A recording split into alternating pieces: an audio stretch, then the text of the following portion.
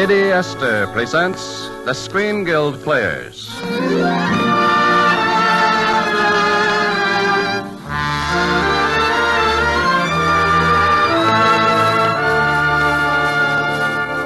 The Lady Esther Screen Guild play tonight, Alias the Deacon. The starring players... This is Charles Winninger. This is Martha O'Driscoll. And this is Noah Beery, Jr.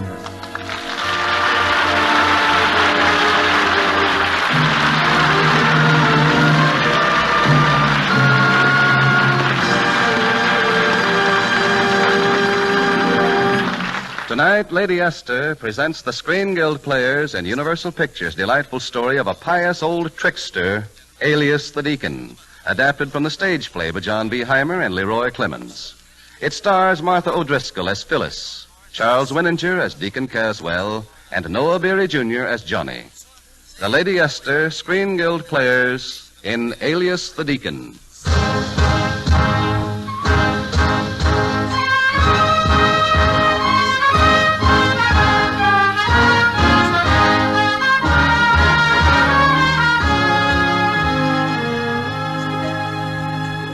Brothers and sisters, meet Deacon Caswell, a shy little man with an innocent smile and full of the spirit of brotherly love. Now, you might meet him in the club car of an extra fare train, but as it happens, it's a boxcar on a slow-moving freight. I must say, my friends, this situation is most edifying.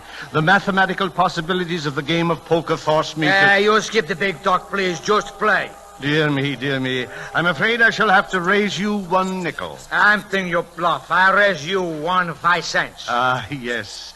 In the true sporting tradition of your noble Greek ancestors. I'll stay. How many cards? 2, both aces. 2 cards, my dear fellow. There you are. How many you take, huh? Oh, I believe I have sufficient here. You stand pat? I'm afraid so. You'll forgive me if I wager the large sum of 1/4?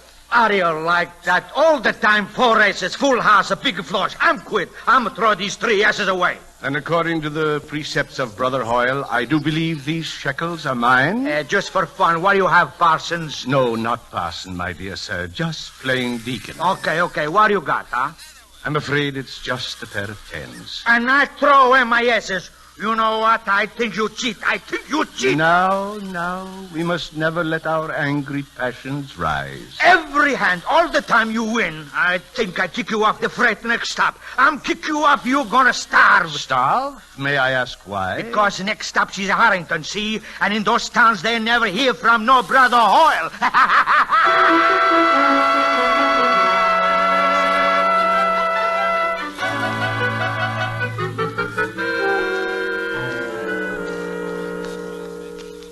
Bridge is such a wonderful game, isn't it, Mrs. Gregory? That depends entirely on who's playing it. I think we were so lucky, don't you? Just when we didn't have a 4th, because poor Mrs. Bacon couldn't play on account of little Reggie getting the measles. Deacon, I think we ought to thank heaven for sending you. We mustn't take heaven's name in vain, Sister Clark. Let us rather thank a certain Greek brother who helped me decide what course I should take. But to think that you should come to my hotel... and that I should be at the desk when you registered. And just by accident, we should start talking about bridge. Haven't we had enough talk? It's your play, Deacon. Oh, yes, of course. Naturally, I play so seldom. I can't pretend to play very well, you know. Now, let me see. I can't quite remember if the Queen of Hearts has been played. So if I lead a club to the dummy... Mrs. Clark, you're the dummy. I was only clearing my throat. Oh, I remember now. The Queen of Hearts was played. That makes the jack good in my hand, doesn't it? And I can discard the small club from the dummy, can't I? And then, if I lead to the ace of clubs, that would make all the spades in the dummy good. Well, goodness me. A grand slam double, bid and made. We win. Yes, come in. Mrs. Clark, I'm sorry to bother you, but Mr. Cunningham was just here, and he left this envelope. Yes, Phyllis, I know. Just put it in the cash register, dear. I'll take care of it later. Yes, Mrs. Clark. Now, where were we? Oh, yes, Deacon, I believe it's your deal, isn't it?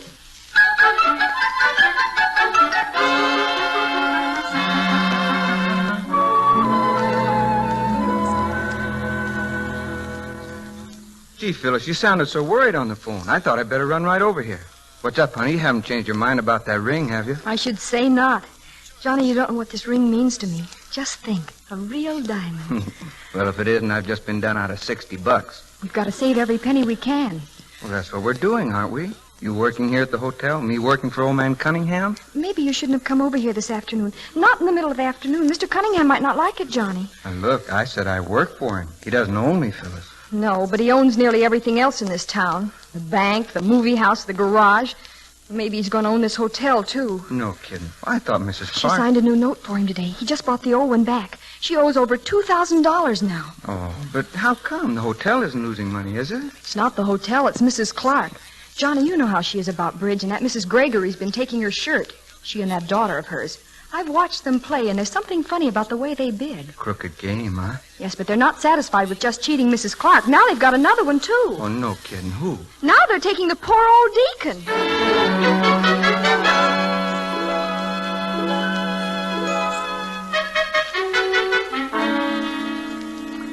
It's a miracle, Deacon. That's what it is. $62.50. Why, it's the first time I've won in months and months. Sister Clark, I must confess I'm rather embarrassed. I'd like to be embarrassed like this at least once a week. But you see, I didn't know we were playing for money. What else can you play for? Oh, I mustn't forget. Here's your share of the winnings. Oh, no, I couldn't. Oh, but you must. Well, you're the one who made us win. Even if you didn't play so well, you held such wonderful hands. Really, you've got to take your half. Or I wouldn't be able to sleep. Well, of course, under those circumstances, to save the heathens... Yes, the heathen. Perhaps I'll consider it as your contribution. No, not mine. Mrs. Gregory's. Deacon, will you be with us long? That's hard to judge, Sister Clark. Let's say as long as there are sinners to be taken in.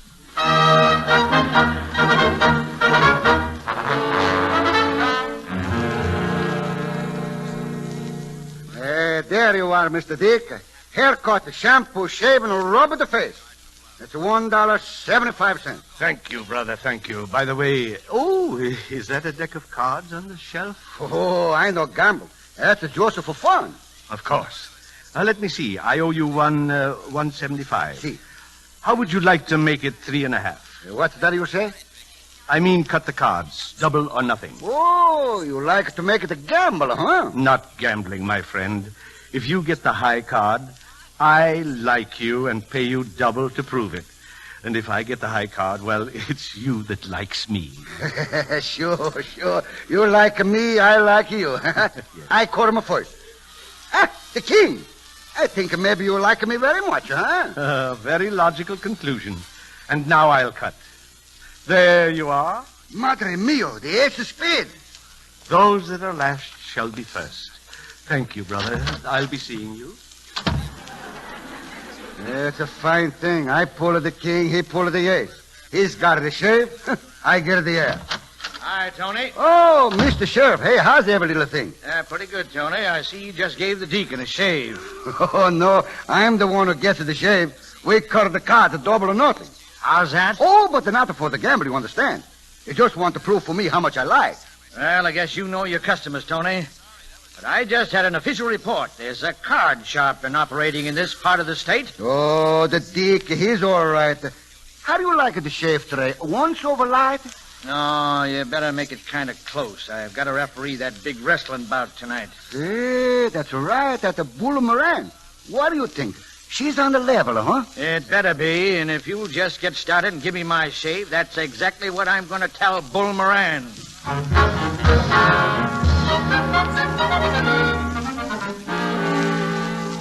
I got a pair of fives, Bull. What do you got? Oh, just an ace high. Look, Slim, this ain't no way to spend the afternoon playing two-handed poker. Oh, yeah? Well, you got to wrestle tonight, and I ain't taking no chances in the meantime, see? All you got to do is sop up a few drinks, and boom, no dough. Come in. Excuse me, I hope I'm not intruding. Oh, not at all, Deacon. Come on in. Brother Sullivan, I am soliciting contributions for our missionary fund. I was hoping that... Oh, you're playing cards, I see. Yeah, just to get Bull's mind off the match tonight. As a deacon, I guess you wouldn't approve. Well, as a therapeutic measure. Matter of fact, I used to play a little poker myself, in my youth, of course. Oh, like to try a hand now? Oh, no, I couldn't. Look, I'll tell you what. Anything we win, we'll give it back. Anything you win, you keep. Make it our contribution, see? That really wouldn't be gambling, would it? Oh, not on your life. Deal 'em out, Bo. Yeah, sure. But remember, gentlemen, I haven't played for so long. I do hope you won't be impatient with me.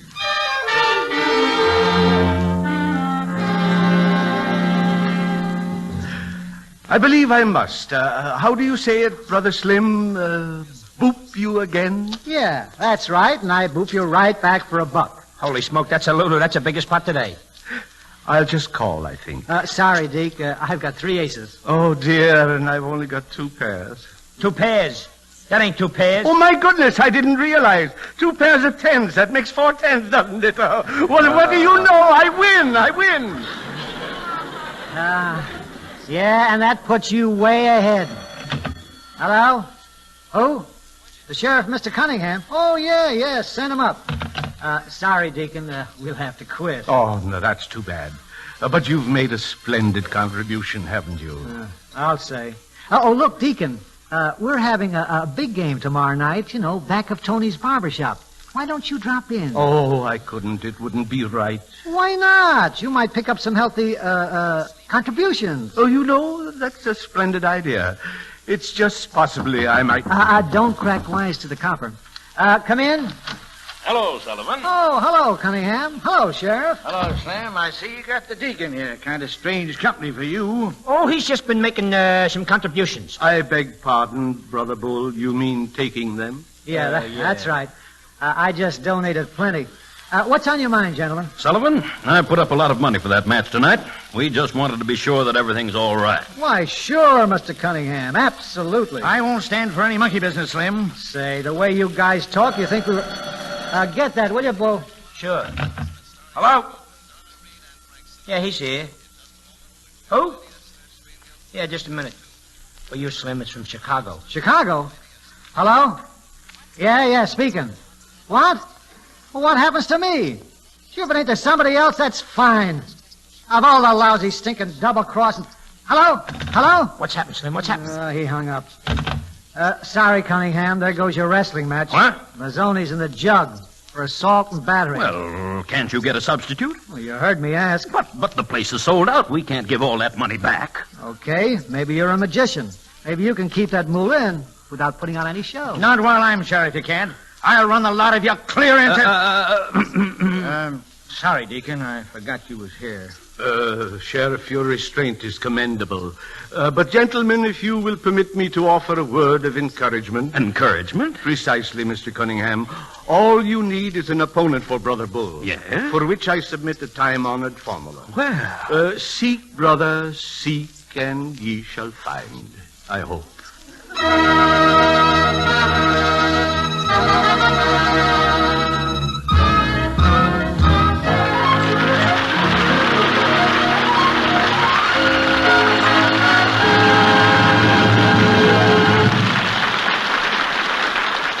Lady Esther has presented Act One of Alias the Deacon, starring Noah Beery Jr., Charles Winninger, and Martha O'Driscoll.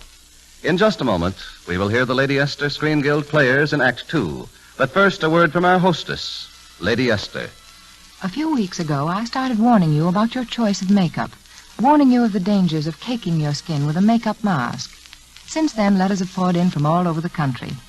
Here's one from a member of the Women's Army Corps. She says, "When I entered the service, my skin was flawless. A friend suggested a new makeup. I tried it, and it looked fine at first.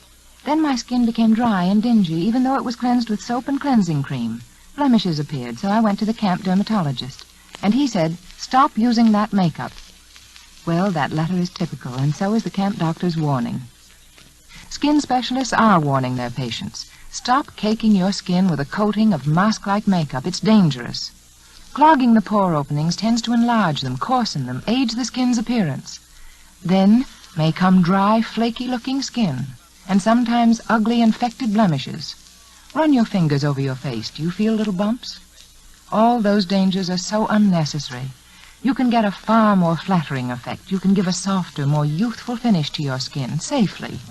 Millions of America's loveliest women know that Lady Esther face powder gives their skin the wonderfully smooth, flawless look they want, without danger.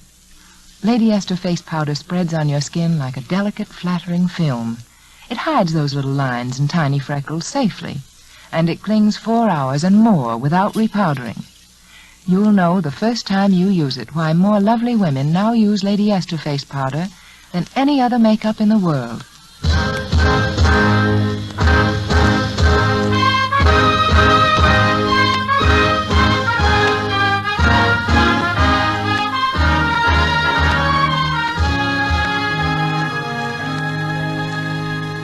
Seek, brothers, seek, and ye shall find.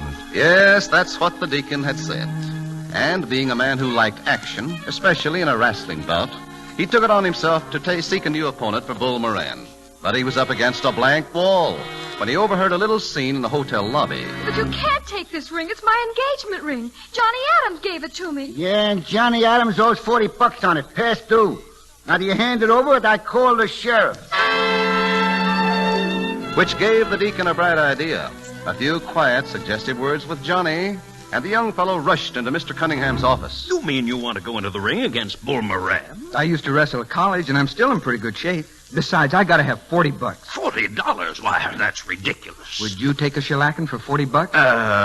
Well, I have to have someone. I'll give you 25. But I've got to have 40. 40 or nothing. Oh, well, all right. It's a deal? Yes, provided you last at least 20 minutes. Johnny took a pretty bad mauling, of course, but he did last 20 minutes in the ring. 20 minutes and 5 seconds, to be exact. And afterward, in his dressing room... Mr. Cunningham, do I get my $40 now? I should say not. Moran wasn't trying. He could have pinned you any time he wanted to. You mean I don't get paid? Well, I didn't say that. I'll give you 25. But it's $40 I need. I gotta have it. That's why I went in there and took what I did. You'll take 25 and like it. Oh, no, I won't. I won't like it at all. And maybe you won't like this either. No!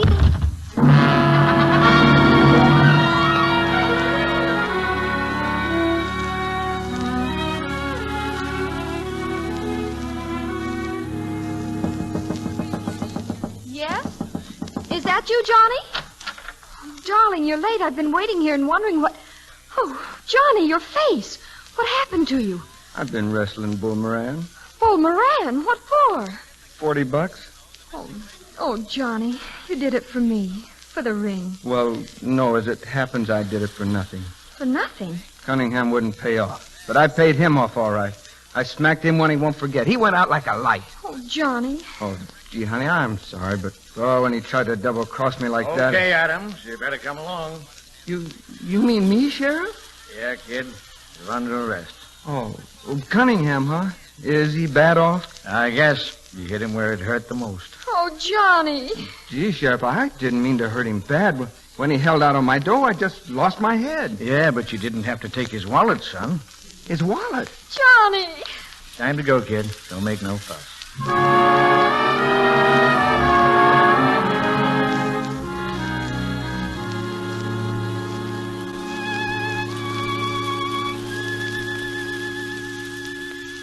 He didn't do it, Deacon. I know Johnny wouldn't do a thing like that. Of course he wouldn't, my dear. Now all we have to do is prove it. Do you think you can? Well, I have some intuitions along those lines. I shall prove them at the barber shop. The barber shop? Yes. I'm going over now. I'll keep my eyes open, I promise you. But it's after dinner. The barber shop's closed. Not tonight, my dear. I believe there are several important citizens are waiting to be trimmed.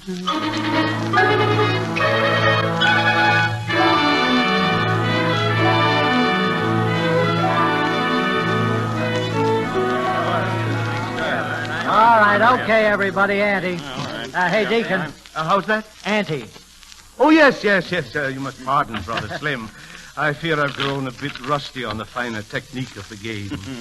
That's all right, Deacon. It'll all come back to you. Oh, I trust so, Brother Cunningham. I trust so. Well, here we go. Excuse me, wouldn't it be more brotherly to cut for the deal? Oh, sure. I'm just getting a little absent-minded. Okay, everybody take a card. Right, very well. Now, who's high? Oh, I do believe I have picked an ace. Beginner's luck, Deacon. Go ahead and deal.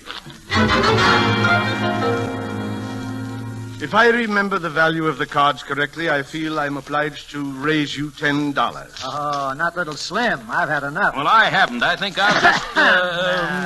yes, I'll drop out, too. Why, then I win, don't I? Yeah, again. How nice. I think I have what is commonly known as a flush.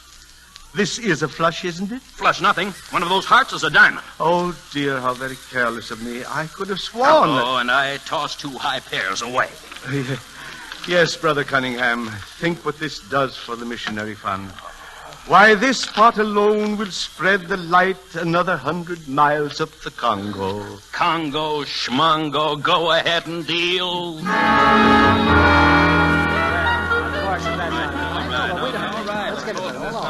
I find that this time, this pastime requires sublime faith, brothers. I put my faith in drawing a certain card, and, well, I'll venture $10. And I'll just raise that 150. 100 and... Oh, Brother Cunningham, isn't that rather large for a friendly game? Maybe he ain't feeling so friendly. Come on, Deacon. Call, raise, or quit. Well, in justice to the benighted heathen, I feel constrained to quit. It's all yours. Sure, you've got faith. But not that much, huh?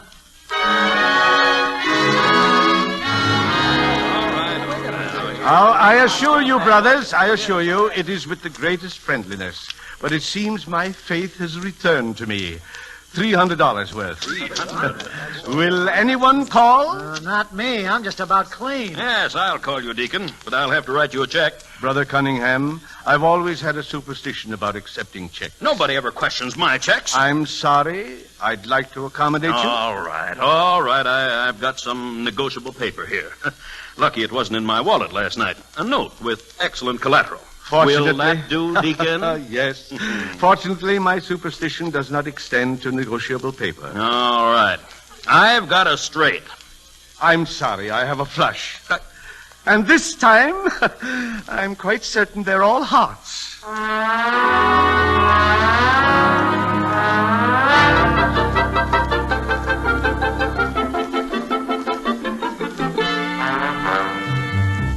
Deacon, I'm so glad you're back. Phyllis said you were trailing the guilty person. Is there any hope? Be of good cheer, Sister Clark. Be of good cheer. Did you find him, Deacon?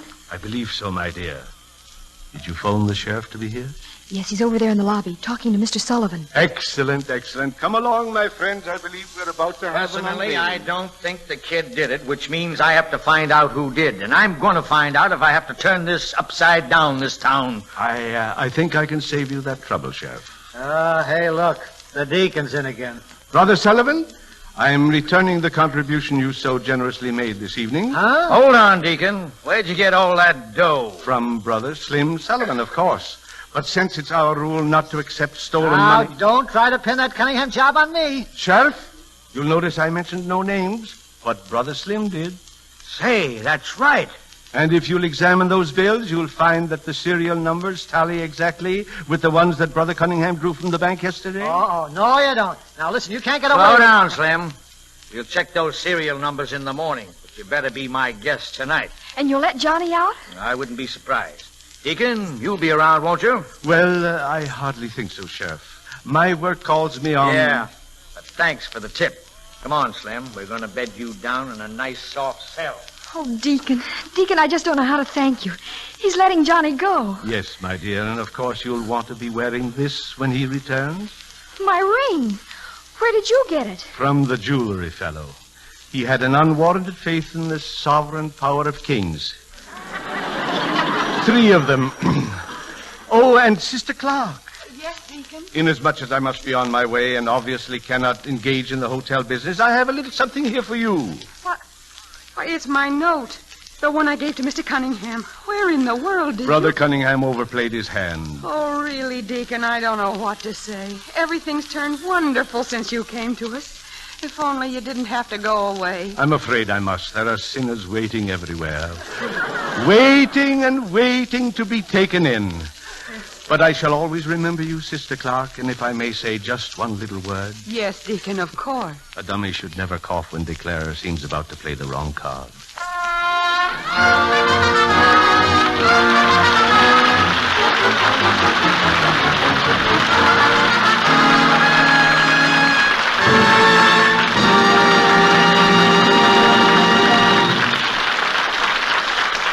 Thank you, Charles Winninger, Martha O'Driscoll, and Noah Beery Jr. for a delightful and amusing performance. Well, Mr. Bradley, we've had a lot of fun, too. And here's something you can just write down in your book. We're all of us proud to appear with the Lady Esther Screen Guild Players because the Motion Picture Relief Fund is doing such a magnificent job at its country house and clinic. And that work is supported largely by these radio shows.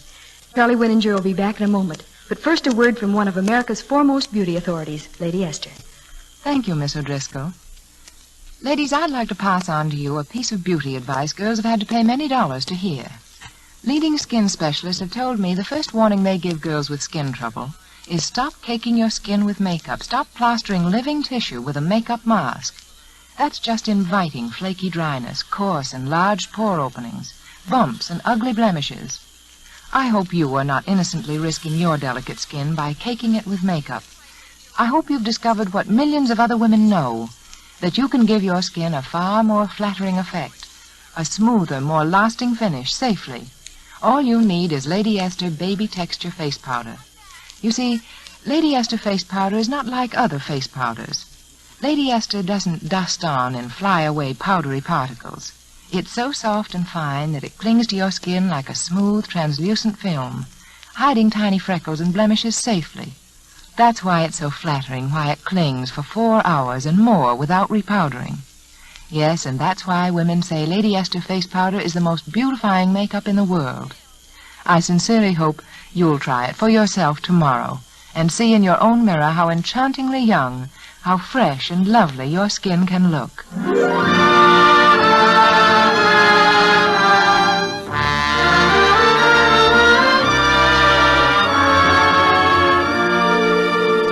And now, here again is Charles Winninger. Friends, our merchant marine is today making desperate efforts to keep up with the demands for material and supplies made by our armies in both major theaters. But the merchant marine is handicapped by a terrific shortage of manpower, and they need every available seaman, engineer, oiler, radio telegrapher, or specialist. There is no specified length of service. You re-register after each voyage. The pay is good, and promotions are quick. You will receive standby pay the minute you register, and you will be assigned to a ship almost immediately. Wire collect to Merchant Marine, Washington, D.C., or apply at any United States Employment Services. Do it now, please.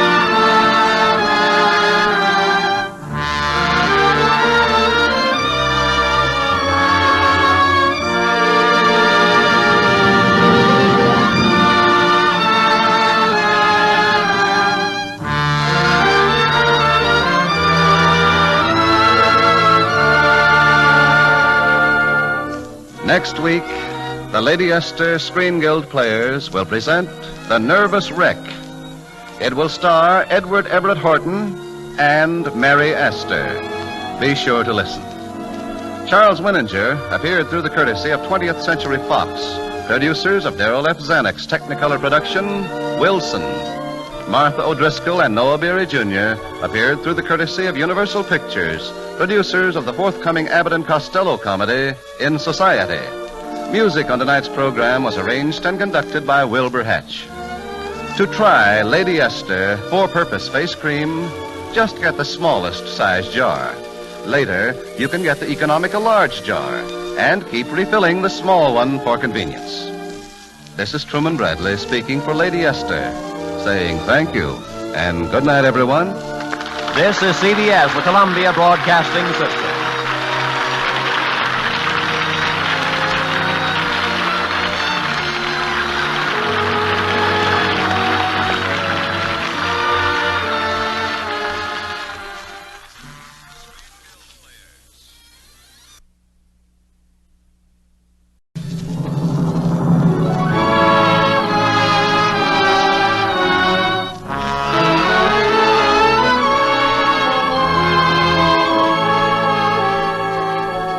Lady Esther presents the Screen Guild Players.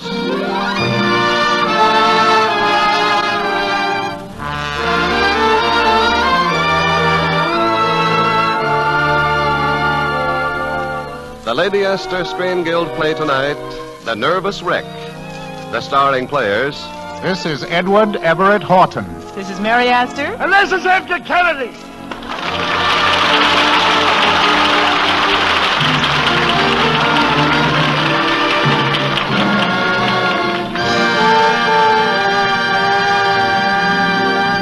Tonight, Lady Esther presents the Screen Guild Players in the delightful comedy of a hypochondriac in the great open spaces, The Nervous Wreck, based on the famous play by Owen Davis.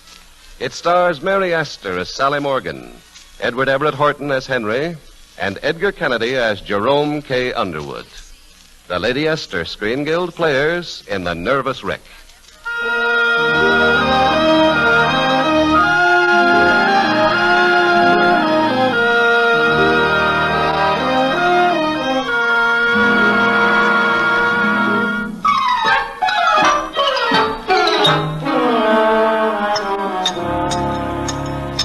Oh, it's no use, I'm afraid. Absolutely no use. This flivver just will not run. Are you sure you checked everything, Mr. Williams? Don't ask me a question like that. Of course I have. The horn, the carburetor, the piston rod. Gas? The timer, the camshaft, the gas. Did you say gas? I did. I just had a look. Yes? The tank is empty.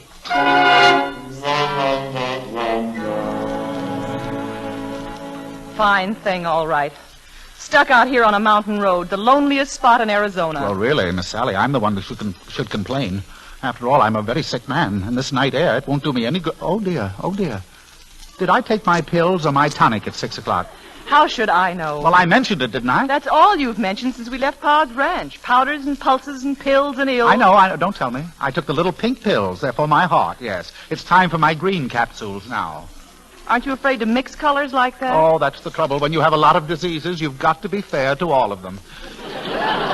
You see, these green capsules, these are for my nerves. I'm very nervous, you know, very. You'll be worse when Bob Wells catches up with us. Bob Wells? The sheriff? I've been engaged to Bob for 3 years now. He won't like our running away like this. Well, we're not running away. I'm just giving you a lift over the mountain. That isn't what I said in my note. What note? The one I left. I said I was eloping with you.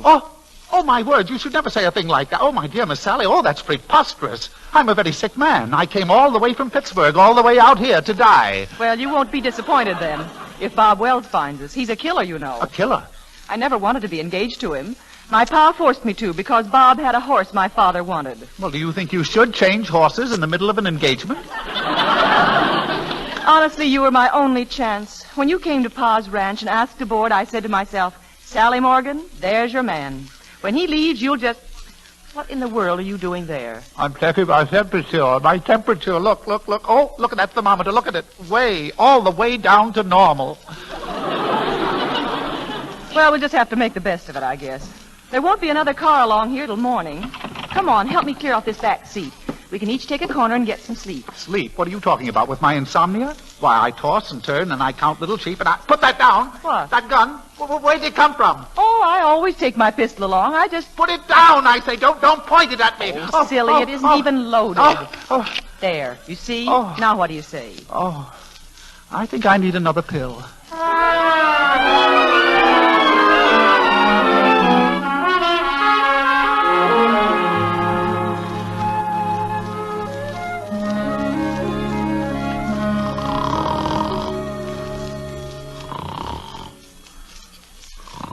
Mr. Williams. Henry.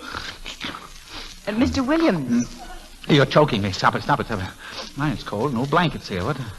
Oh, my. Oh, dear. Where am I? What time is it? It's almost dawn. I'm sorry I had to wake you up. Wake me up? That's nonsense. I never sleep at night.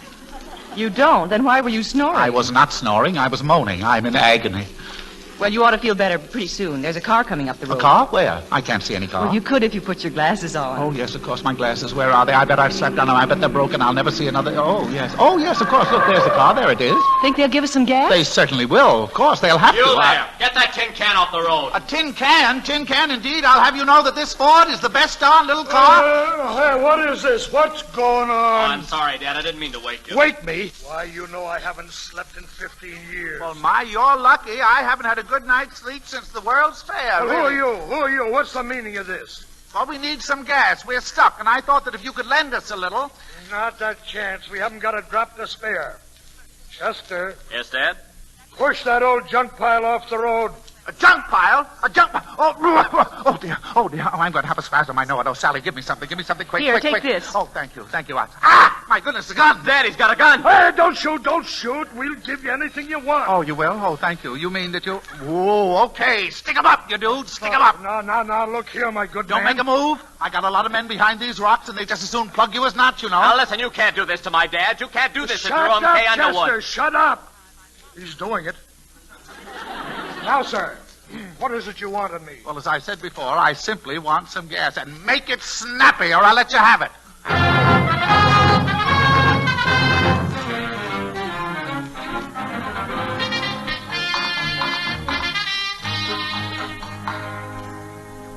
Funny about Mr. Underwood. Leaving Phoenix last night, he should have been here by now. Don't worry, Mort. He'll be here all right. Sure, just in time for breakfast, and we ain't got no cook.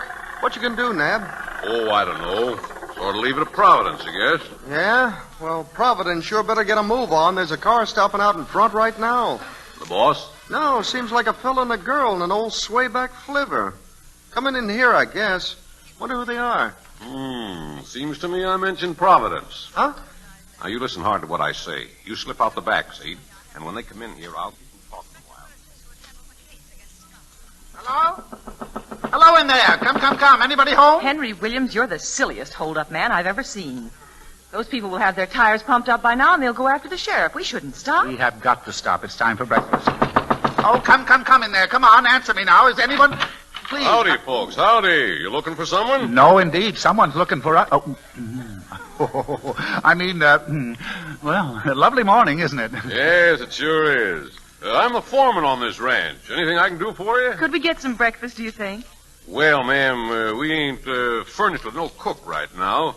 We got lots of grub, but you can fix it yourself. Oh, yes. I can cook anything that cooks. Fried chicken. Well, that's pleasant news, ma'am. Come in. Thank you. No, I'll simply have some hot water and prunes, Miss Sally. I must have that. And then some cornflakes and sliced bananas and soft-boiled eggs. Just 2 minutes, no more. And then just a slice of cinnamon toast.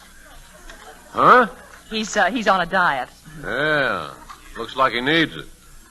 My name's Nab, ma'am. Andrew Nab. There is no such name. MacNab, possibly, but Nab, never. The whole Quiet! I was talking to the lady. Oh, really? By the way, what's your name? Well, why? Who? My name? My name is Henry, of course. It's Henry... Ford. Don't Henry tell Ford. me. I know what it is. It's Henry Ford. Oh, I see. Henry Ford. And you're Mrs. Ford, of course. Huh? Oh, yes, I'm Mrs. Ford. He's my husband. Well, no use feeling bad about it, ma'am. Nobody draws aces every hand, you know. Well, sit down, folks. Sit down. I'd like to talk to you a spell. I can talk much better after breakfast. I said sit down. Don't you order me about, young fellow. Henry. What is it, Mr. Nab? Well, tell me, do you folks believe in Providence? Yes. No. Well, that makes it 50-50. You see, here we are without no cook. A double negative. And the big boss coming out from New York. Ought to get here any minute, in fact. And then you folks sort of happen along, and the lady here knows how to cook. Well, what of it? Are you implying that you wish her to cook for you? Sort of need a dishwasher, too, a man. You mean me? Well, let me tell you, sir. Now, don't argue with me. Just argue with Providence. You see, first she brung you here. Brought. And then while we're talking, what does she do? Why, she just ups and hides that car of yours. My car? Henry, look out there. The car is gone. Yep, the ways of Providence is mighty strange. That's not Providence at all. That's you. I'm a sick man, sir, but I'll thrash you with a... No, Henry, wait. It's a good idea. It would be wise if we lived here quietly for a few days. Very wise. Just leave it to me. Mr. Nab, we accept. Oh, that's fine, ma'am. Fine. Say, just in time, too. That sounds like the boss. Kind of impatient he is. I'd better get out there. Nab, where the devil are you? Coming right up, Mr. Underwood. Underwood? That name? That voice. We've walked right into the lion's mouth. You got us into this. Dear. Now I suppose you'll just take a pill. Not at all. As a matter of fact, I'd like to take a powder.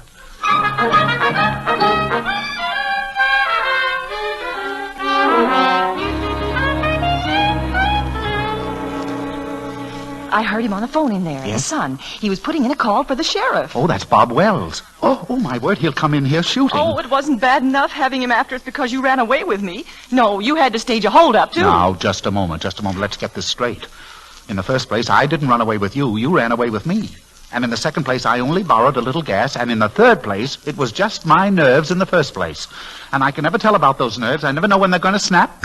Just like that. Well, our only hope now is they won't know you. Yes. You do look different with your glasses off. Are they off? Oh, I didn't. Oh, I do? Really? As a matter of fact, you're sort of good looking. Oh, really? Well, you mean I don't look like myself? Not a bit. Oh, well, isn't that wonderful? That's just wonderful. They won't recognize me, huh? Well, that's what we're about to find out. Almost any minute, I think. Confounded outrage, that's what. Held up on an open road, a whole gang of men. A gang of them, huh? Well, how many, Mr. Underwood? Oh, how should I know? 4, maybe 6, maybe more. At least 3 on each side of the road, Dad. I counted them. You hear that, Nab? 8 vicious bandits, maybe more, and every one of them armed. Yeah, I could have mowed them down if I'd pulled my gun. I'll tell the Phoenix papers about this. Held up and robbed by a gang of cutthroats, deflating our tires so we couldn't chase them, taking the gas right out of our tank. They get away with anything else? Oh, you heard me say I was robbed. Chester, where the devil is the sheriff? Well, I phoned his office, Dad, and they said he was out. He's going to call you when he comes in. I'll give that Bob Wells a piece of my mind. I'm a big taxpayer in this county. I want some service. What's he doing gallivanting around here when I take... Nab! I'm starving. Where's my breakfast? Just sort of getting it ready, sir. Henry Ford. Is he here, too? Oh, that's the waiter, sir. Sort of combination waiter and dishwasher. We just put him on today. Yes, sir. Yes, sir. Yes, sir. Yeah, were you calling me, sir? Indeed we were. I want some breakfast, and I want a lot of it. Mm-hmm. You think that's wise? You're overweight now. What? I mean, you're much too fat. Why, you... Oh, but that's the trouble with most people. They just dig their own graves with their teeth. Hey, look here. You don't upset my father. He's very nervous. Nervous? You think he's nervous? Wait till I tell you about it. I had one of these This is insane, psychoanalytic... ridiculous. It's, I'm going to have an attack. Chester, my pills, quick. You take pills? Well, of course I do. Been taking them for years. Here you are, Dad. Excuse me, please. I'll have that pill. Why, you idiot? What's the idea? I'm just trying it, that's all. My mum. It's Pepsin, isn't it? Yes, it's Pepsin, and I need one now. Oh, no, you don't. Pepsin's no good at all. Not for you. You're too far gone. Why don't What do you need? What you need is Bulgarian culture. Oh, don't you tell me what I need. I want my... Yes, indeed. You take it in water after every meal. It's a germ, you know. And it's the theory of the bad germs against the good germs. Some on each side, of course, you know. Then they set up a conflict, and bluey, the good little germs go huff and puff, and they just blow the house in. I can't stand it. Chester, Nab, somebody do something. Yeah, sure. Do something. Answer that telephone. Okay, all right. No, wait a minute. Let me do it. I'll take it myself. Hello? Yes, this is Underwood. Oh, is that you, Wells? Worst thing that ever happened to me. Held up and robbed. The other side of the pass. How many? Oh, 9 or 10, maybe more. At least a dozen. Oh, come now. Isn't that just a little bit exaggerated? Shut up, Ford. You stay out of this. Hello, Sheriff. My son says he counted an even dozen. Maybe more. Yes, he winged one, but they carried them off. You're coming over, eh? Oh, good, yeah, the quicker the better. Goodbye. Well, that's that. And as for you, Mr. Ford, I'll take care of you when the sheriff's gone. Yes, sir, but that may be a little difficult, sir. How's that? When the sheriff's gone, I may be gone, too.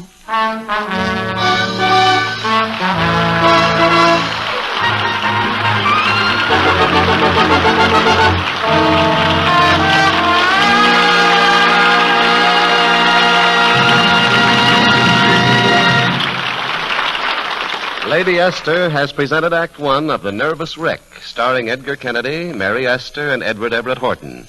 In just a moment, we will hear the Lady Esther Screen Guild players in Act Two. But first, a word from our hostess, Lady Esther. I can't believe that any woman would deliberately use makeup on her face that she knows may dry out her skin and coarsen it. And yet, that's exactly what skin specialists have been telling me. They say women know that heavy makeup may cause lasting skin troubles. They can see and feel the little bumps and blemishes that sometimes follow such practice. They can see how rough, dry, and flaky their skin tends to become. But apparently, some women are willing to risk lasting damage to their skin in the hope of temporarily improving its appearance. And the sad part of it is that such risks are entirely unnecessary. For you can get that smooth, flawless look you want, even a younger, softer look, without danger, without the risk of drying and flaking your skin's delicate surface. Millions of women have smoother, lovelier skins today because they use Lady Esther face powder. You see, my powder has a special texture, what I call baby texture. which gives a wonderfully soft, youthful finish to your skin, a finish that stays 4 long hours without repowdering. And here's why Lady Esther face powder has that wonderful baby texture. It's made a new way by my patented twin hurricane process.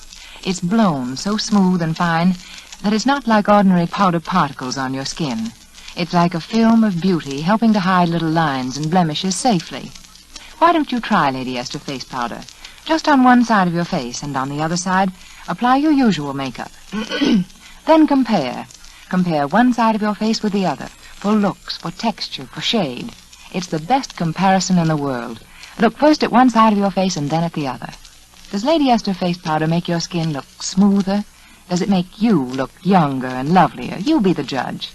I say that no matter what you paid for your present face powder, even if you paid $10 or more, Lady Esther face powder will make you look more beautiful.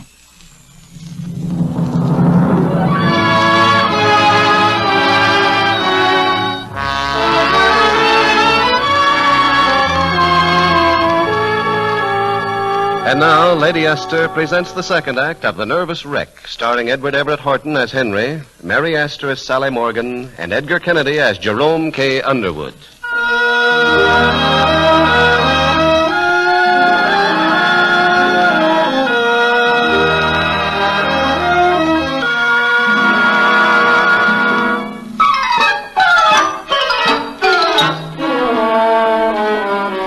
Well, it's a little later now, just an hour to be exact. Bob Wells, the sheriff, has arrived at the ranch, and the Underwoods are describing the holdup in Technicolor. I tell you, I fought like a cornered lion. I lashed out to one side, then to the other. I knocked 2 of them down, but the others were too much for me. Well, how many would you figure there was? Oh, 12, maybe more. What do you think, Chester? Well, I wouldn't swear to more than 12. Not counting the one I plugged, of course. Oh, 1 wounded, huh? Well, he ought to be easy to trail. Hey, get away with much? Well, all the cash in my wallet. Yeah, don't forget my watch. And 2 of my very best diamond rings. Is there no such thing as law in this county? Well, there sure is, Mr. Underwood, and I'm the sheriff that's going to prove it. Don't you worry about them bandits. Me and the boys will find them all right. Well, I'm sure you will, Sheriff. I have every confidence in you. By the way, I phoned the story to the Phoenix papers. I mentioned you were on the case. Well, now, that's mighty nice of you, sir. Well, I guess I better be getting after them coyotes. Might as well have some breakfast first. I've got the best cook this side of Denver. I'll have her bring in some hot biscuits and coffee. Oh, that's all right, sir. No need to bother. I'll just step out to the kitchen and sort of help myself. He's coming in here, Henry. I heard him say so. I was listening behind the door. He's coming in. Well, if he's coming in, we're going out. We can't. Not both of us. That might just make them get suspicious. You go, Henry. I'll stay here. No, indeed. No, I couldn't, Sally. I couldn't do it. I couldn't let you face that monster alone. Oh, I can handle Bob all right. I'll tell him a story that'll tie him in knots. Go on, please, while you've still got time. Well, very well, darling, very well. But remember, you forced me. Golly, now, if I can get away with this. Morning, cook. Could you spare me a... Holy tail feathers, Sally Morgan. Hello, Bob. What's the idea of hiring out for a cook? What are you doing on this ranch? Oh, Bob, if you knew what I've been through. What you've been through? What about me? Reading your letter, finding out you run off with another man. Why, I've been out of my mind. Don't you worry, though. I'll find that critter, and sheriff or no sheriff, I'll shoot him like a dog. You wouldn't talk that way if you knew the truth. Well, that's what I'm going to find out right now. 3 years you've been engaged to me, Sally Morgan. 3 years. And last night you run off with that low-down maverick. Just to find out if you really loved me. Huh? That's why I left the note, so you could follow us. No fooling. You mean you only did it Yeah, but you was out with him all night. All night. I couldn't help it. They wouldn't let us go. Who would? The bandits. The same ones who held up Mr. Underwood. They captured me and threw me in their car, and then one of them, a tall, dark, romantic gentleman, tried to kiss me. I'll kill him for that. Of course, I screamed and kicked. I know. I tried to kiss you once. Then finally they let me go, and I walked all night, and when I reached this ranch, they needed someone to cook on account of Mr. Underwood was coming, and I didn't want Mr. Nab to lose his job, and, well, Oh, what happened to that four-eyed wreck from Pittsburgh? Oh, the bandits killed him. Well, that ain't right either. You know, when I catch up with them guys... Sheriff! Oh, in here, Mr. Underwood. He's found it, Sheriff. Chester's found it. Out in the tool shed all the time. You see, I was just looking around. Wait a minute. Slow down. What'd you find? Well, the bandit's car, the one they used last night. I know it's the same car. It has a Pennsylvania license, and it's a Model A flipper. Yeah, but what's it doing here? Well, that's the most surprising thing of all. I questioned Mr. Nab, you see, and Mort, and I finally broke them down. Sheriff, do you know who owns that Ford? Who? Mr. Henry Ford. Now, look. If you're aiming to have a joke. Oh, no, not Henry Ford. I mean Henry Ford. You know, our waiter. Oh, dear. Mrs. Ford, I'm terribly sorry for you. Mrs. Ford? Her? Yeah, it's too bad, isn't it? Why did she have to marry him? I didn't marry him. I didn't marry anyone. That makes it even worse, it does. Sally Morgan, to think of a girl like you. Why, you ought to be ashamed. Here. Don't you roar at her like that. Don't you even dare. Huh? That's him, Sheriff. That's our man. The waiter. Stand back, folks. I'm going to fill him full of lead. No, you don't. I get the first shot. Not if I know it. This is my ranch. Gentlemen, please don't quarrel about it. You make me very nervous. Stand back, you. I'm going to let you have it right Stop between... that, Bob Wells. Don't you dare shoot him. Oh, now look here, Give Sally. me that gun. Oh, Give it to me, I said. Uh, There. That's a good boy. Oh, but Mrs. Ford, he's dangerous. He's a bandit. How do you know? Could you identify him, Mr. Underwood? I mean, swear to it in court? Well, of course it was dark, and it's true the bandit was wearing... Spectacles, Dad, just like he's got in his breast pocket there. Go on, Ford. Put him on, I dare you. Oh, well, if you insist.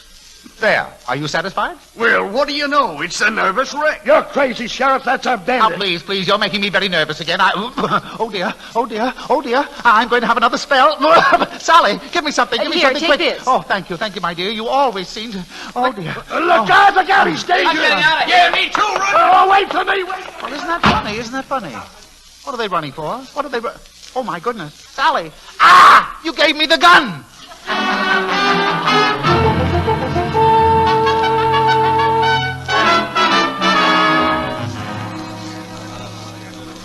Come in, gentlemen. Sit down. There's nothing to worry about. As you see, Henry has given me the gun. Haven't you, Henry? Yes, Sally, yes. I'd do anything for you, Miss Sally. Okay, Mr. You under arrest. I'll get you 20 years That for is this. positively silly. I can't possibly live more than 3 or 4 months. Sheriff, I insist you arrest that man. After all the things he stole from me. What things, Mr. Underwood? Can you describe them? Well, there was money, my watch. There was a lot of things.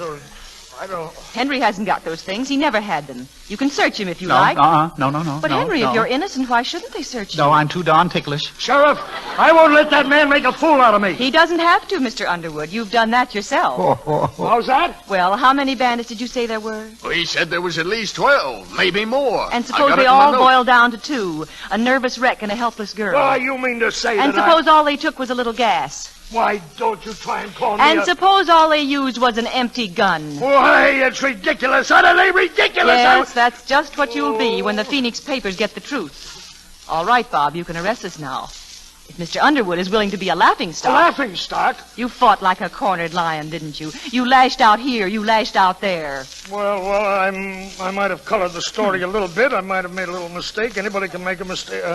Look, I'm willing to stop this whole thing. Yeah, well, I'm not.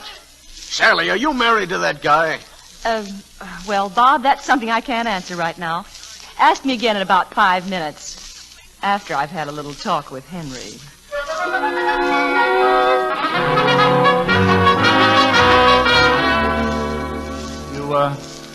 You wanted to talk to me, Miss Sally? You know, Henry, sometimes I think you must be blind. No, not blind, not yet. Just a little astigmatism. Nothing of the sort.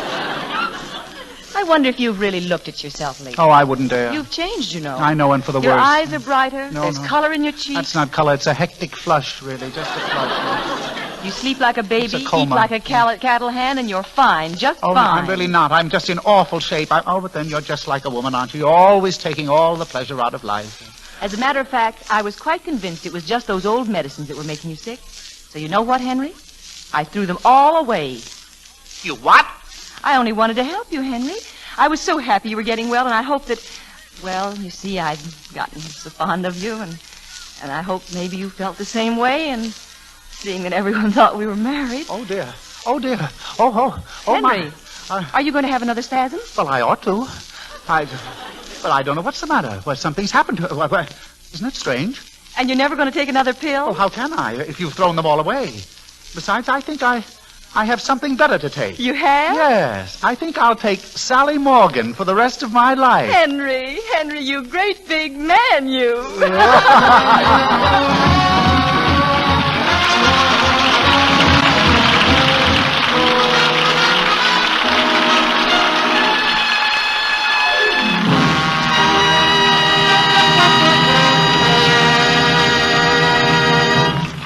Well, that was a lot of fun, all right. And our sincerest thanks to you, Mary Astor, Edward Everett Horton, and Edgar Kennedy. Oh, no, Mr. Bradley.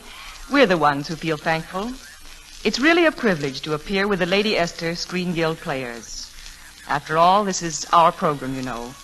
And every one of us is proud of the wonderful work being done by the Motion Picture Relief Fund and its country house and clinic. A work made largely possible by these radio shows. And now, before we tell you about next week's show, a word from one of America's foremost beauty authorities, Lady Esther. Thank you, Miss Astor. Ladies, if you care at all about your skin, please don't ever bury it under heavy makeup. You may think you're improving your appearance, but you may find, as other women do, that your skin soon becomes dry, flaky, and blemished. Now, that doesn't mean you need to give up the idea of smooth, flawless-looking skin. On the contrary, you can give your skin a far more beautiful finish, safely. In place of the rather chalky look of heavy makeup, my powder, Lady Esther Face Powder, gives a soft, luminous quality to your skin. Clear, smooth, and natural, like the delicate skin of a baby. It's this baby texture of my powder that helps hide little lines and blemishes, that makes your skin look so much younger and fresher for all those hours without repowdering. The smallest size box of Lady Esther Face Powder is all you need to convince you that risky mask-like coatings of makeup are unnecessary. Lady Esther Face Powder gives your skin that enchanting, flawless look you want, safely.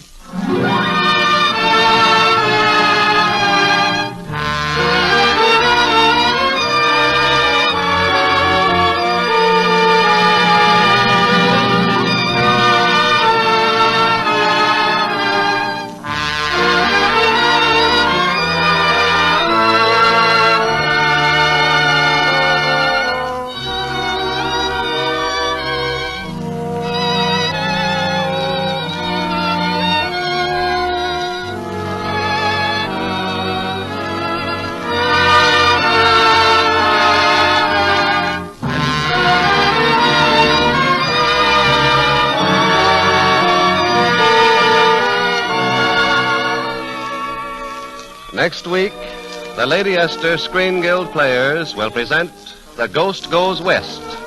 It will star Marcia Hunt, Charles Irwin, Eugene Paulette, and Basil Rathbone. Be sure to listen. Mary Astor appeared through the courtesy of Metro-Goldwyn-Mayer, producers of Dragon Seed. Edward Everett Horton can soon be seen in the Universal comedy San Diego, I Love You. Edgar Kennedy appears through the courtesy of RKO Radio Pictures, producers of Step Lively. Music on tonight's program was arranged and conducted by Wilbur Hatch. Remember, if you look good, you feel good. Try Lady Esther Lucky Rose Face Powder. It has color. It has life. It has beauty. Lady Esther Lucky Rose Face Powder. This is Truman Bradley speaking for Lady Esther, saying thank you. And good night. This is CBS, the Columbia Broadcasting System.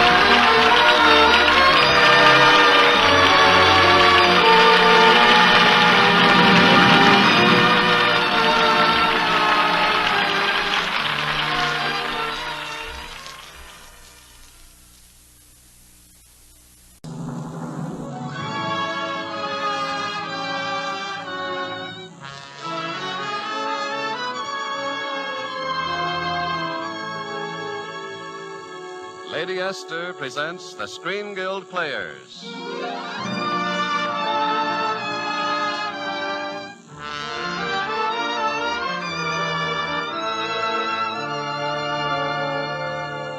The Lady Esther Screen Guild play tonight, The Ghost Goes West.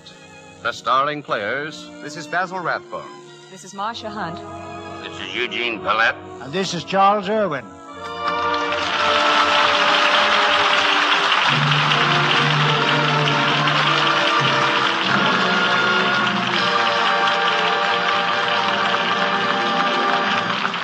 Tonight, Lady Esther presents the Screen Guild players in the amusing mystery comedy, The Ghost Goes West, through the courtesy of Palace Films. It stars Basil Rathbone in the dual role of Murdoch and Donald Glowry, Eugene Pallette as Joe Martin, Marcia Hunt as his daughter Peggy, Charles Irwin as the old Glowry, and Mary Gordon as MacNiff. The Lady Esther Screen Guild players in The Ghost Goes West.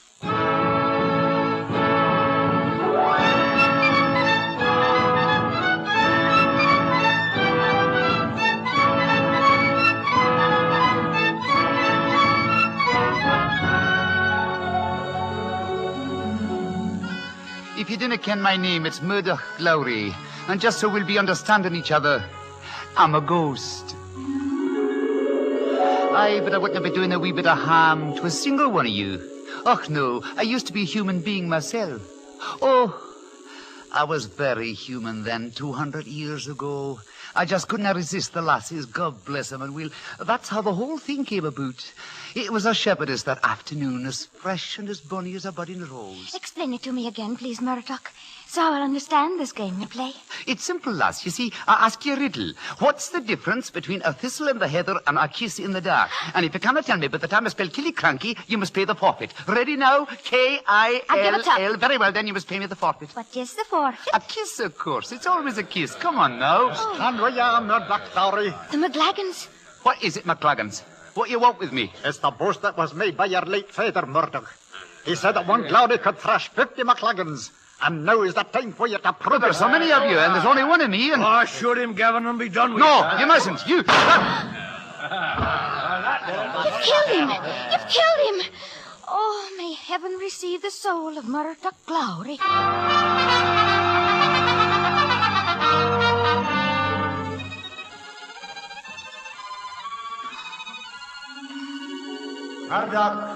Murdoch, my son. Can you hear me? Aye, I can hear you, father. Where are you? I am in heaven. Then where am I? You're in limbo, my son. The empty place between heaven and earth. Because you died a coward's death. But, sir, there were so many of them. Coward's death. And so you can't be welcomed by your ancestors in heaven. No, you're doomed to be a ghost.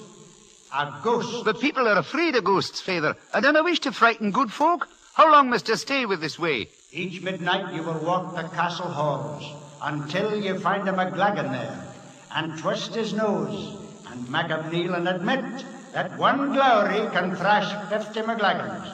Then and only then can you ascend from limbo and join your noble ancestors in heaven. Full 200 years ago that was. And every midnight since then I've walked the castle halls.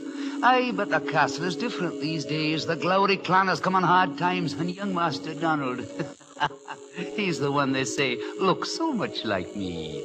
He's having his troubles, to be sure. He's that heavy in debt. It looks as though he'll be selling the castle. Aye, but who is there to buy it? Master Donald. Oh, Master Donald. What is it, MacNiff?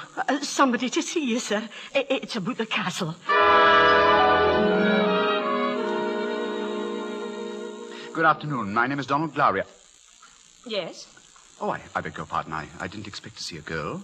Why not? We're common enough. My name is Peggy Martin. I understand you want to sell this castle. Why, yes, I mean, that is... Why do you stare at me like that? Is there anything strange about me? No, nothing strange at all. You're very lovely. I mean, you're an American, aren't you? How'd you guess? Ever seen an American before? Oh, yes, several. Where, in the zoo? Oh, please forgive me. It's just that, well, we don't often have anyone worth staring at here. And we don't have lovely old castles like this at home.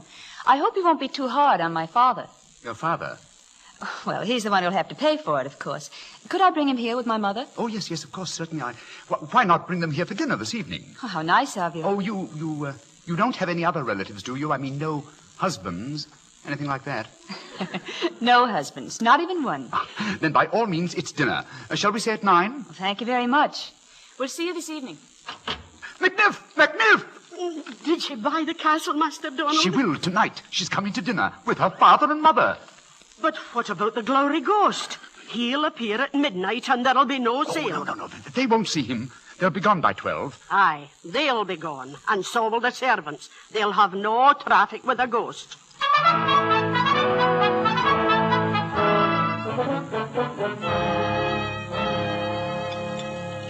Wonderful dinner, Mr. Glory. Absolutely wonderful. And I guess one who ought to know. Really, sir? Oh, yes. My husband is in the food business himself. Martin's Fine Foods from coast to coast. Over 20 million customers. You know, that's quite a responsibility. Filling 20 million stomachs every day. Yes, but it's very profitable, Mr. Glowry. That's why Dad can afford to make an offer on the castle. I see. Mother, isn't it wonderful? It's 600 years old, you know. That's very old, isn't it? Mr. Glowry, is it by any chance haunted? Well, you see... Mother's scared to death of ghosts, but I'm not. I'd love to meet one. Is there a ghost, Mr. Glowry? Well, I suppose there are legends about every old place. Nonsense. There isn't any ghosts because ghosts don't exist. Just a lot of silly... what's that? Only the bagpipes, Mr. Martin. It's an old Scottish custom during dinner. See. Listen, it's 12 o'clock, the witching hour. Joseph, we've got to get out of here. All right, Gladys, all right. Sorry, Mr. Glowry. You know how these women are. We'll have to leave our business talk till morning. Joseph? Coming, dear. Come along, Peggy. Good night, Mr. Glowry. And thank you. It's been a wonderful evening. Yes, it's been very wonderful. Murdoch Glowry, wherever you are, you've been a most considerate ghost not appearing tonight, and I thank you from the bottom of my heart. Don't thank him, Master Donald. Thank me. You, McNiff? I set the clock an hour ahead. Oh, then it's only 11. Who is that now? I'll see. Yes? Hello, I'm back again. Oh, Miss Martin. Did you know your clock is an hour fast? Really? I just happened to notice the clock in the car, and then Daddy got a grand idea. You know, it's just silly to buy a place without ever having stayed in it. So I thought, well, well, could you put me up for the night? For the night? Oh, any little corner will do, any extra room. Oh, of course, yes, certainly. Mrs. McNiff, I believe we have a guest for tonight.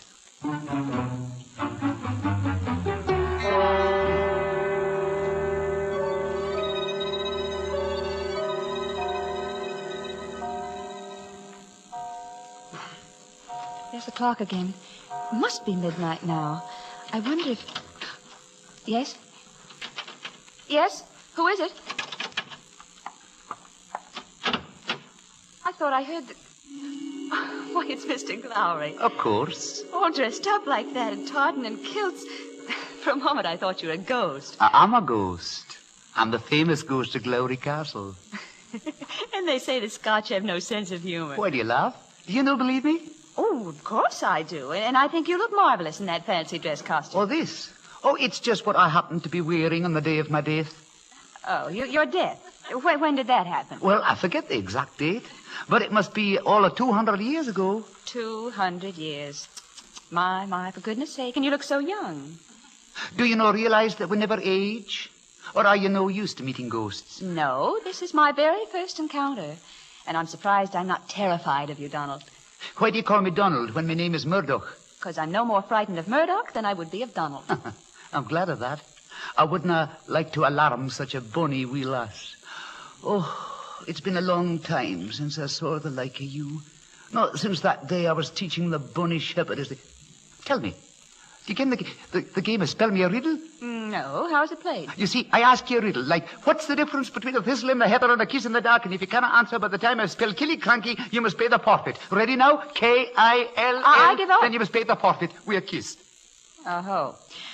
All right, but first you've got to tell me the answer. Oh, no, the forfeit comes first. Oh, no, it doesn't. I tell you it does. And I tell you good night. Dinna go, will us? Come out, or I'll come in. Murdoch, my son. Aye, Father, I know. But it's been so long, Father, so long since I saw a lass as bonny as that wee one.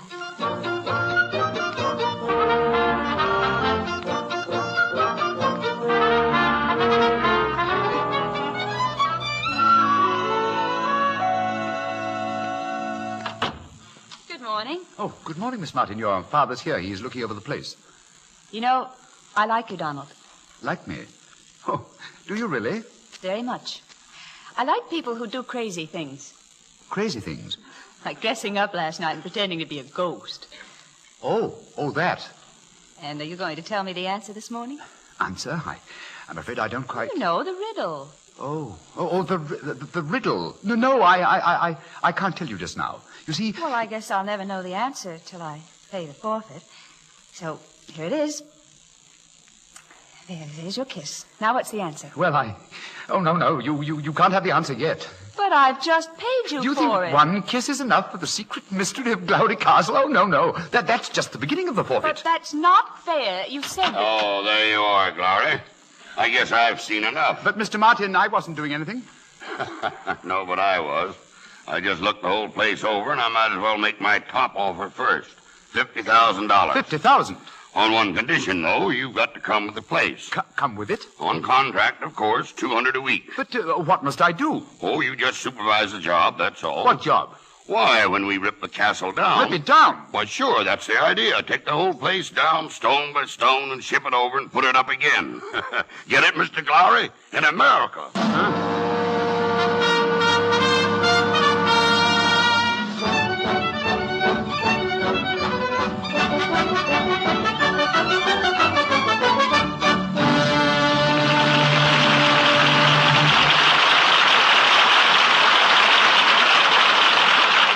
Lady Esther has presented Act One of The Ghost Goes West, starring Marcia Hunt, Eugene Pallette, Charles Irwin, and Basil Rathbone. In just a moment, we will hear the Lady Esther Screen Guild players in Act Two.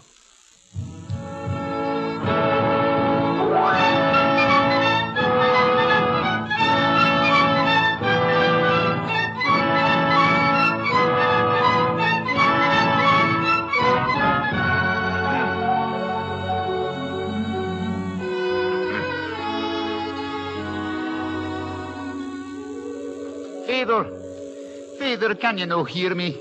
Aye, Murdoch, my son, I can hear you. Father, what is this strange place? Where am I? You're in the hold of a ship, my son, on your way to America. But I don't want to go to America. I don't want to be a confounded columnist. You must go, my son. With the old Glowry Castle which you dishonoured. But, Father, must I stay down here in the hold all the time? Oh, when it's dark, you can walk out on the deck, my son. But mind you, no trifling with the lassies now.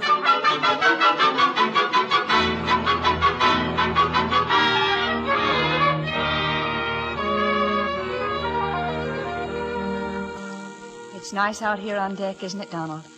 I mean, much nicer than being inside. All that crowd at the ship's masquerade. Yes, it's much nicer out here, Peggy. Not that you look as silly as the rest. You know, you're very handsome in that Scotch costume. Oh, it's just the Glowry tartan and kilts. That's what I mean. Donald. Yes? When you've finished rebuilding the castle in Florida, why not live in it? But you'll be living there yourself. That's all the more reason. We could be together. You and I. It's getting rather cold out here, isn't it? Shall I go and fetch a rug? Yes, if you wish. I won't take a moment. I'll be back right away. Oh, Peggy Martin, you must be slipping. Can't even get the guy to tell you that. You lass. We haven't met before, we two. Don't be silly. You just went to get me a... Wait, it comes to me now. We played games together. Obviously, you're very fond of games. Aye, especially the riddle game. If you follow me, it's a means to an end. You mean so you can... Oh, I understand. And I apologize. Apologize for what, lass? Having misjudged you, Donald. Donald? Oh, do I have to tell you again? I'm no Donald, I'm Murdoch. Oh, Murdoch, yes. Yeah, I'm the ghost of Glowry Castle. Oh, Mr. Glowry. Mr. Glowry, sir. Go away, man. Can't you see I'm busy? Oh, I'm sorry, sir. I'm just doing my job. I'm the ship's photographer, you know, getting pictures of all the best costumes. Oh, this is Mrs. Ortenberry. Oh, I'm Cleopatra tonight. Isn't it fun? Oh, no. What do you wish with me? I just want to shoot you and Mrs. O together. Shoot me? Now, won't take a second. Now, steady, sir. Stop. Take that infernal machine away. Take it away, all right? Hey, he's gone. Just disappeared right into thin air. Murdoch. It was Murdoch Glowry. A ghost. A ghost. A ghost. Up on the promenade deck. They say he's walking in the hold, a ghost. I tell you, I saw him myself, as big as life.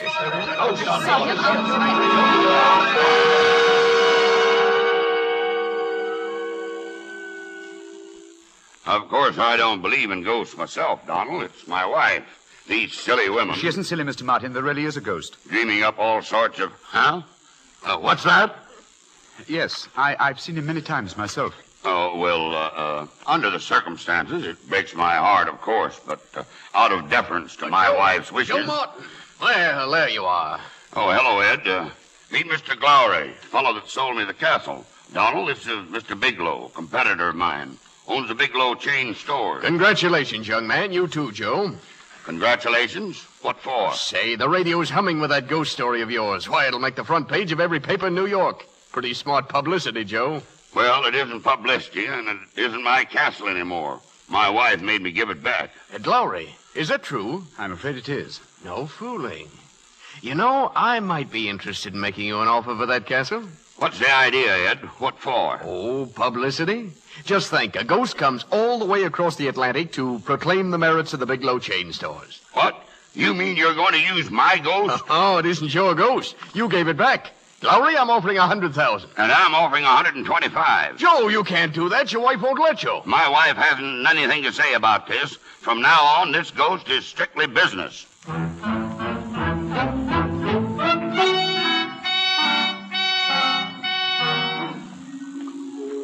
Father, this is Murdoch.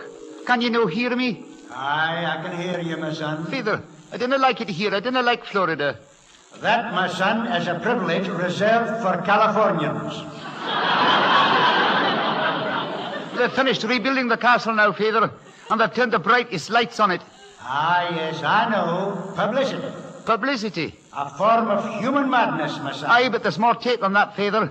They put a huge picture of me outside and a great banner that says, "The Glowry Ghost prefers Martin's fine foods." And are they no fine, my son? How should I know, Father? I haven't eaten a bite in 200 years. But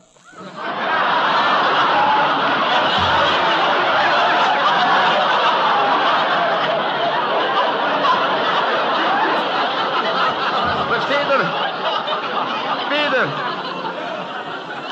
there is something. Father, there is something even more dire. And what is that, my son? This Martin's given a banquet tonight to prove to skeptics that I really exist, and fearing that I might not appear, he plans that young Donald shall go in my place, dressed like me, pretending to be a Glowry ghost. Young Donald was cast in your very image, my son. I can scarce tell the two of you apart. But the laddie is an amateur. He does not even belong to the ghostly guild. Father, how much longer do I have to bear with this? You ken your sentence, Murdoch, my son, until the Glowrys are avenged.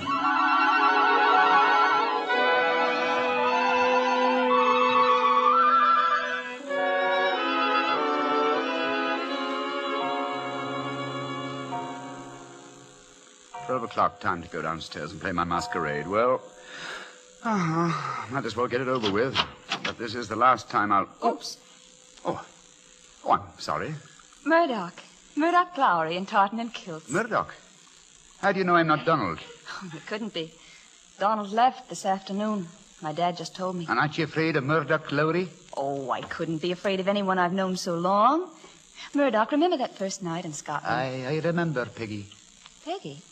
That's the first time you've called me by my name. Sounds as if you really were Donald. If Donald was speaking, you wouldn't listen.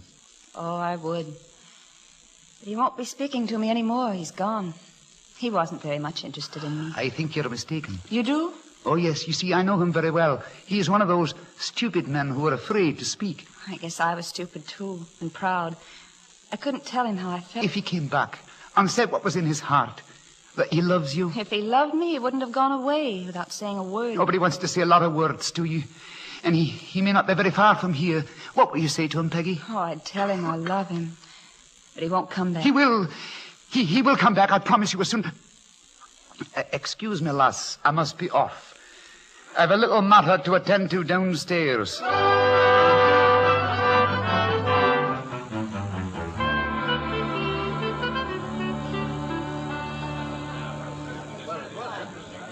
Well, it's after midnight and your ghost hasn't shown yet, Joe.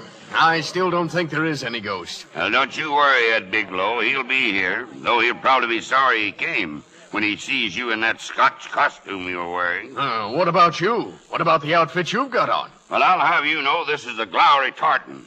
And who's got a better right to wear it than me? I own Glowry Castle, don't I? Well, and where's the famous Glowry I'm ghost? afraid there won't be any Glowry ghost tonight. Huh? What's that? Donald, I thought you'd gone. No, I'm sorry, Mr. Marty, but I had some unfinished business here. Oh, say, Joe, he's wearing the same tartan as you. I guess you both belong to Martin's fine food clan, huh? Yeah, you lay off of him, Ed. Donald here is a real Glowry. So what? My family's a lot more important than his. Oh, really? I've never heard of the clan Bigelow. Not Bigelow. It's on my mother's side. I'm the last member of the clan McLagan. McLagan? Yes, and I've had enough of this phony business. I'm going home. You can't, Mr. Bigelow, wait. Oh, save the explanations. I'm going home. No, you don't. Murdoch, I've got a McLagan for you. Oh, yeah, what's the meaning of this? Let go of me. Let go Stop, of me. McLagan. Dinna try to move. Who are you? Where'd you come from? Out to the limbo where I've been waiting for over 200 years. You can't be Donald. There are two of you here. You must be the... Murdoch, the ghost of Glowry Castle. Turn, McLagan. Present your nose. Oh, please, I didn't mean anything. Oh, my nose. Down on your knees, McLagan. Repeat after me. Yes, sir. Yes, sir. Anything you say. Repeat, I humbly apologize for the insult to my superiors, the Glowrys. I humbly apologize for the insult to my superiors, the Glowrys. And I freely admit that one Glowry can thrash any 50 McLagans who ever lived. And I freely admit that one Glowry can thrash any 50 McLagans who ever lived. Father! Did you hear him, Father? Is that enough? Aye, my son, your mission is fulfilled. You may now join your noble ancestors in heaven. Thank you, Father. Oh, I'm grateful indeed, for I have grown very, very weary of this earth.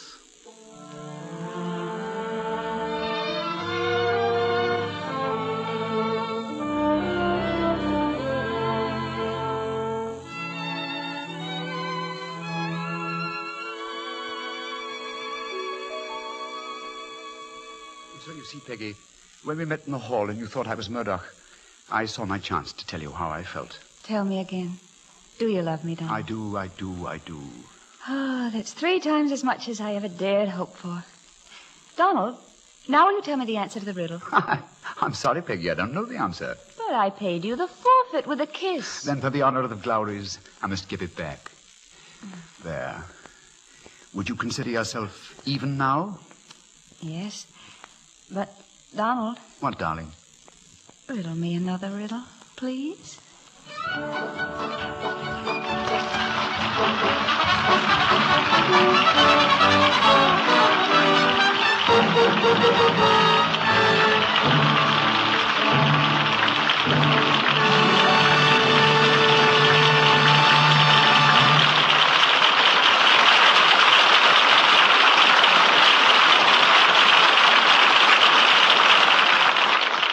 Thank you, Basil Rathbone, Charles Irwin, Eugene Paulette, and Marcia Hunt for a delightful half hour. It's been lots of fun, Mr. Bradley.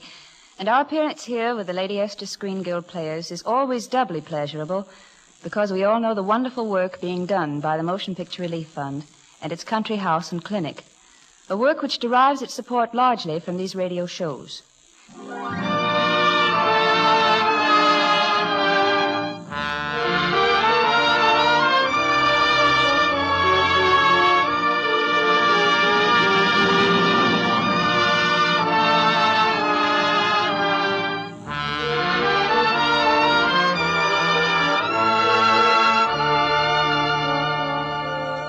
Next week, the Lady Esther Screen Guild players will present The Uninvited. It will star Ruth Huzzy, Betty Field, and Ray Milland. Be sure to listen. Basil Rathbone is one of the stars in the Metro-Goldwyn-Mayer technical and musical Bathing Beauty. Marcia Hunt appears through the courtesy of Metro-Goldwyn-Mayer, producers of Dragon Seed. Eugene Paulette is currently working in the Republic picture Lake Placid Serenade.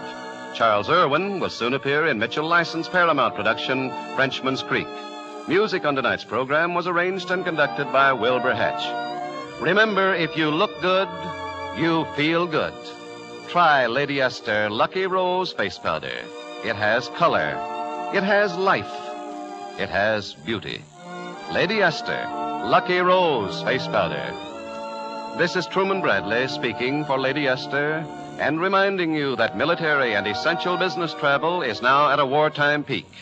Americans are asked to forego pleasure trips, which usually reach their peak around Labor Day. Please don't travel. Thank you. And good night, everyone. This is CBS, the Columbia Broadcasting System.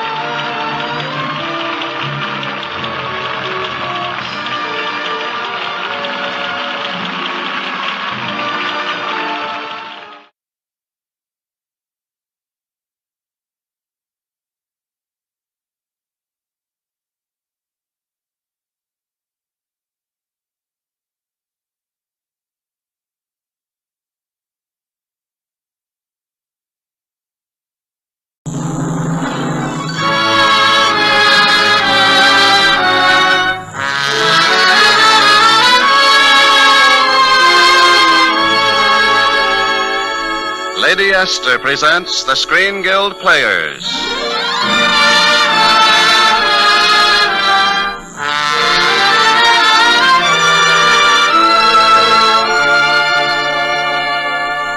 The Lady Esther Screen Guild play tonight, The Uninvited. The starring players. This is Ray Milland. This is Ruth Huzzy. And this is Betty Field.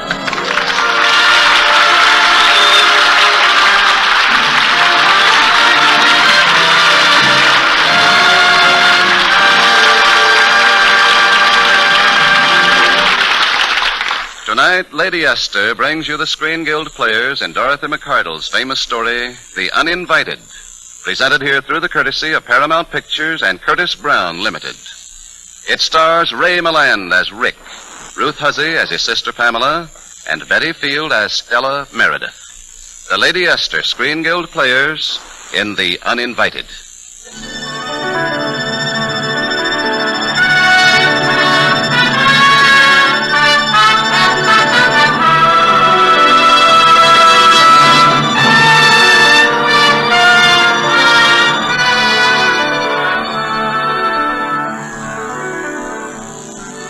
It was a lovely house, set back a little from the edge of the cliff.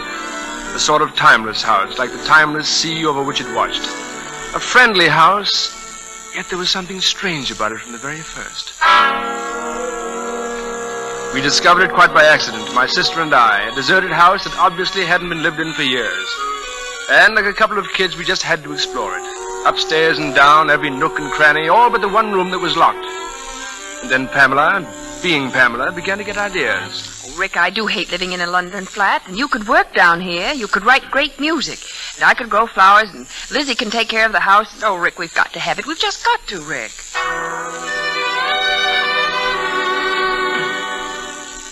I will admit it didn't take much to persuade me. We learned the house was owned by an old retired sea captain, and Pam would have nothing, so we'd go and make him an offer at once. That was how we first met Stella Meredith. My grandfather isn't in at the moment, but I expect him shortly. Won't you come in? Thank you.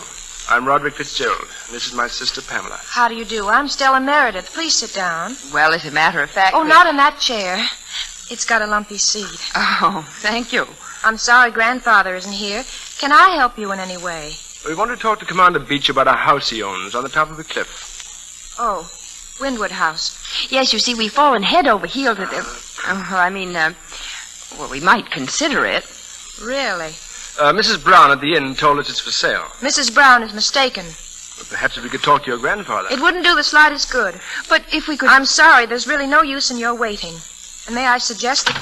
Stella, are you there? Yes, grandfather. In here. It's starting to rain. I thought... Hello, what's this? Just some people who came here by mistake.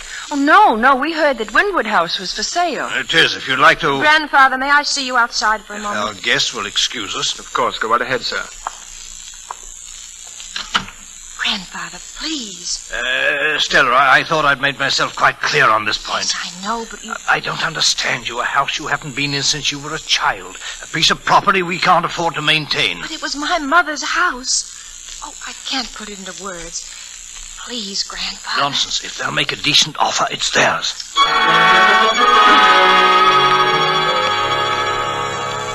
He took our very first offer, almost grabbed at it. But Pam and I were too happy to think about it much. Within an hour, we were back at the house, our house now, and the first thing, of course, we had to investigate the room that was locked. Oh, not that key, Rick. The other one. Oh, I can't wait to see what's in this room. Oh, probably the linen press of slops and mops and pieces of string. There you are. Oh. Well, now I know why the old boy kept it locked. It's the one ugly room in the house. Oh, it's not so bad. But that hideous high window, all out of proportion. It's facing north. It must have been a painter's studio. What'll we do with it? Well, my workroom, of course. It's ideal. Piano over here with shelves, some music, manuscripts all over the floor. Oh, get your feet off that concerto. Hot pincers to tear the flesh off anyone who keeps telling me lunch is ready, and... Pam, do you think this room is damp? Sort of clammy?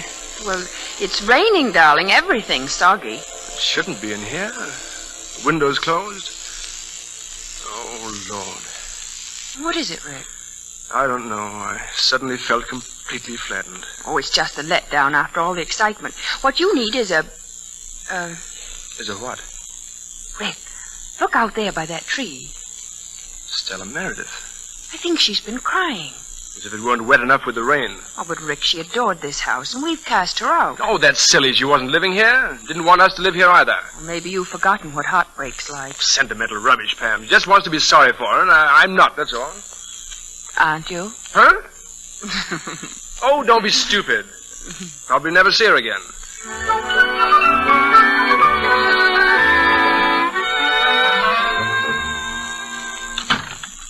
Good morning. I'd like some cigarettes, please. 20 towers. Yes, sir. Beg pardon, sir. Ain't you the new owner of Wynwood House, sir? Yes. News gets about this village rather quickly, doesn't it? No, it's only natural, sir. I mean, seeing as the house has never held a tenant very long. Account of the rumors, I suppose, sir. Rumors? Well, the way the lady of the house died and all. God rest her soul. Commander's daughter? Only child. He's never been the same since she fell off the cliff. Accident? That's what I do say, an accident. Here's your cigarette, sir. Good luck. Thank you. I'll be in again. Good day. Mr. Fitzgerald? Huh?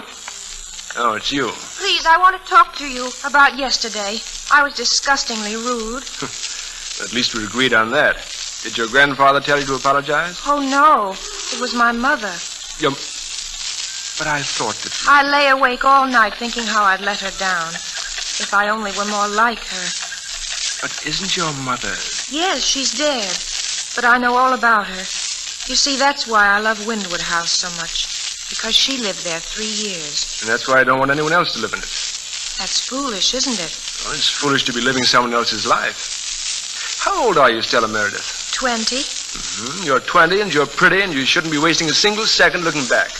You should be having fun. I am. Oh, nonsense. What are you doing today, for instance? Oh, just things. Facts, details. Come on. Well, I'm taking some wool to the home for retired gentlewomen. My mother used to go there once a week. Then I must stop at the lending library and get a book. And then I've got to go home and read to Grandfather. Is that all? That's all. Mm-hmm. And I, on the other hand, must drive to London, keep a dinner engagement, speak to my publisher, see my lawyer. And I'm wasting your time. Oh, no, because I'm not going to do any of those things. Do you know what I am going to do? What? I'm going to hire a boat. We'll go for a sail, you and I, just the two of us. Oh, no, I can't. I really shouldn't. Neither should I, but I'm going to. Correction, please. We're going to.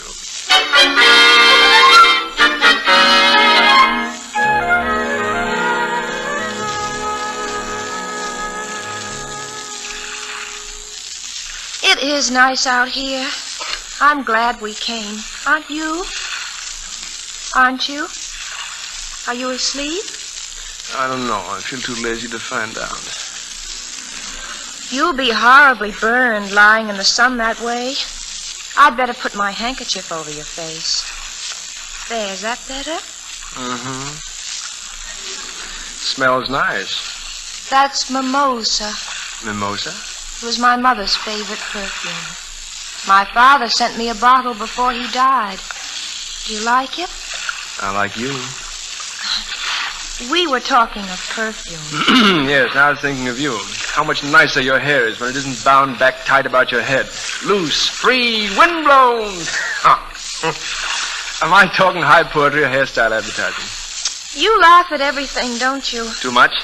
Oh, no. It's just that I've never known anyone who laughed much. Then it's high time you did. You might see a lot of Pamela while I'm gone. Oh, I think I shall. I'm sure I'd like that.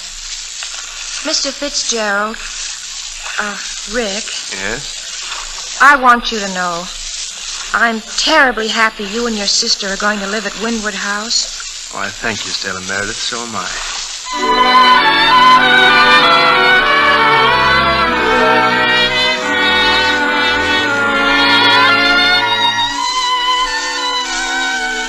It was strange.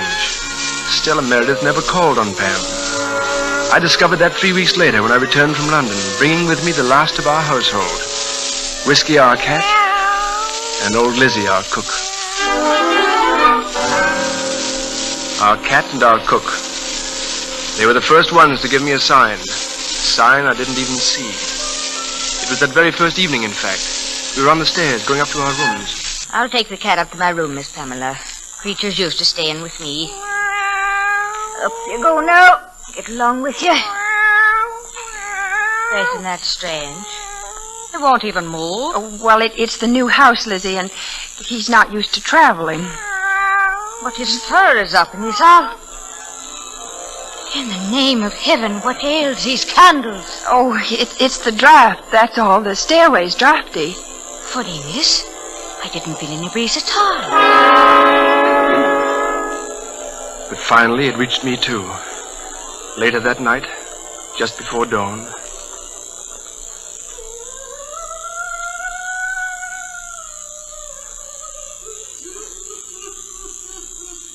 Who's there? Who is it? Rick. Pamela. Shh. We don't want to wake Lizzie. But isn't it Lizzie? No, it isn't Lizzie. It's coming from downstairs. It comes from everywhere and nowhere. You mean you've heard it before? Yes. Rick, it's true, isn't it? You're hearing it, too. Of course I'm hearing it. I wasn't sure. I thought I might be going crazy. Now, Pam, please get a hold of yourself. Oh, I'm all right, Rick. It'll stop soon now. It always dies away at dawn. Listen.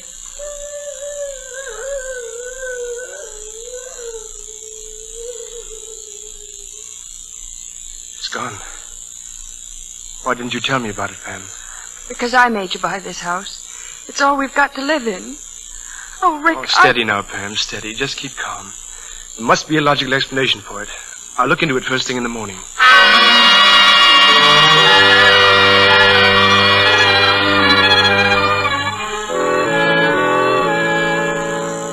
Mr. Fitzgerald, you are the owner of Windward House now. Why bring this matter to me? Because I want some information, Commander Beach.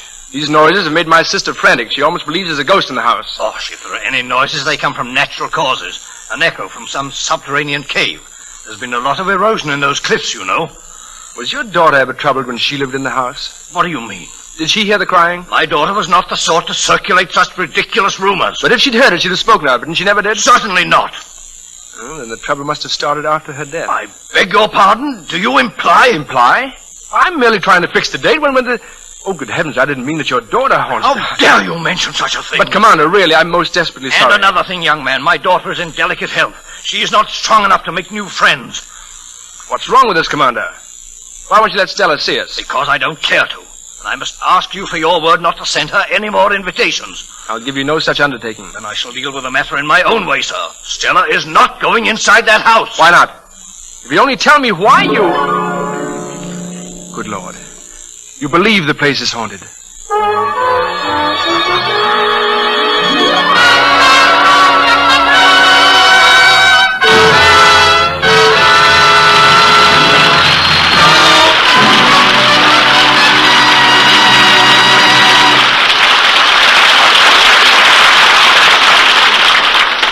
Lady Esther has presented Act One of The Uninvited, starring Ruth Huzzy, Ray Milland, and Betty Field. In just a moment, we will hear the Lady Esther Screen Guild players in Act Two.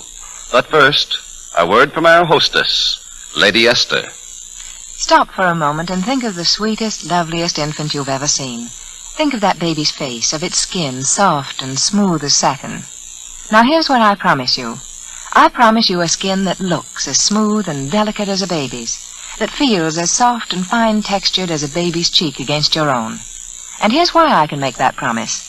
I've found a way to produce face powder that has what I call baby texture. Face powder that gives your skin a real baby smooth finish. You see, my powder, Lady Esther Face Powder, is made differently. Made by my own exclusive patented method. It looks different on your skin. It makes your skin seem smoother and finer textured. It helps hide little marks and blemishes, helps cover up tiny lines. It even seems to soften the curves and angles of your face so that you appear more youthful and feminine.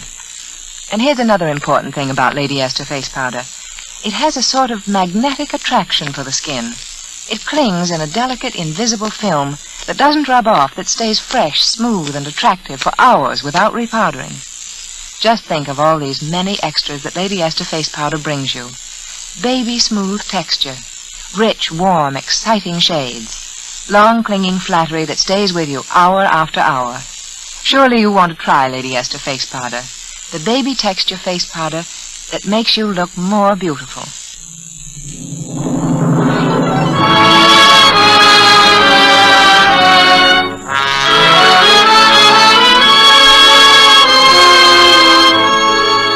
And now, Lady Esther presents the second act of The Uninvited, starring Betty Field as Stella, Ray Milland as Rick, and Ruth Huzzy as his sister Pamela. Rick continues our story.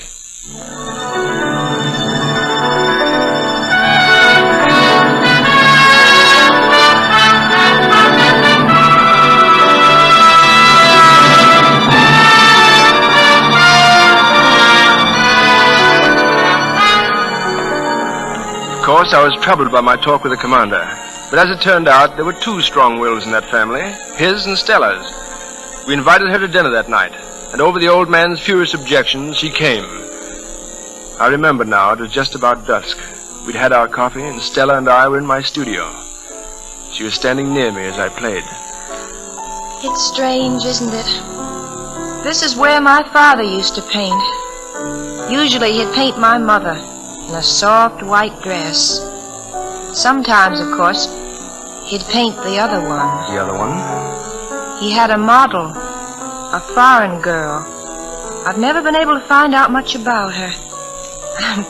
Between you and me and the grand piano, I suspect Father was a bit of a bad hat.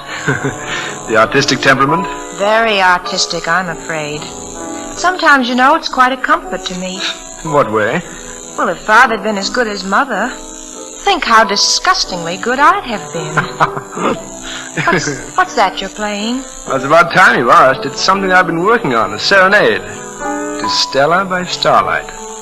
You mean this, Stella? But it's the most exciting thing that ever happened to me. Is it? Oh, don't stop, please. I mean... Stella, what is it? I don't know. Just then, I felt so cold. So... Mr. Rick! Mr. Rick! Lizzie, what's the matter? Mr. Rick, I saw it, Mr. Rick. Right there in the door. What in the world are you talking about? Like a mist it was. Crawling mist. Oh, for heaven's sake, Rick, what's going on? Oh, Lizzie thinks you've been seeing things, Pam. A woman. It was a woman I saw. 4 steps back, it was just a mist. A woman, I swear it. The ghost of a woman. Oh, Lizzie, stop that. A ghost it was. Stella, Ghost. don't let her frighten you. No, I... Stella! Catch her, Rick. What happened, Pam? She's in a dead faint. You'd better fetch a doctor.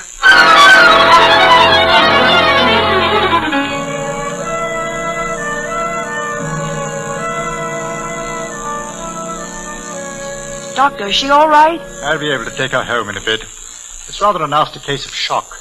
You sure that's all? Quite sure. What brought it on? Oh, our cook, I'm afraid. She thought she was seeing things and... Rick, stop hiding your head in the sand.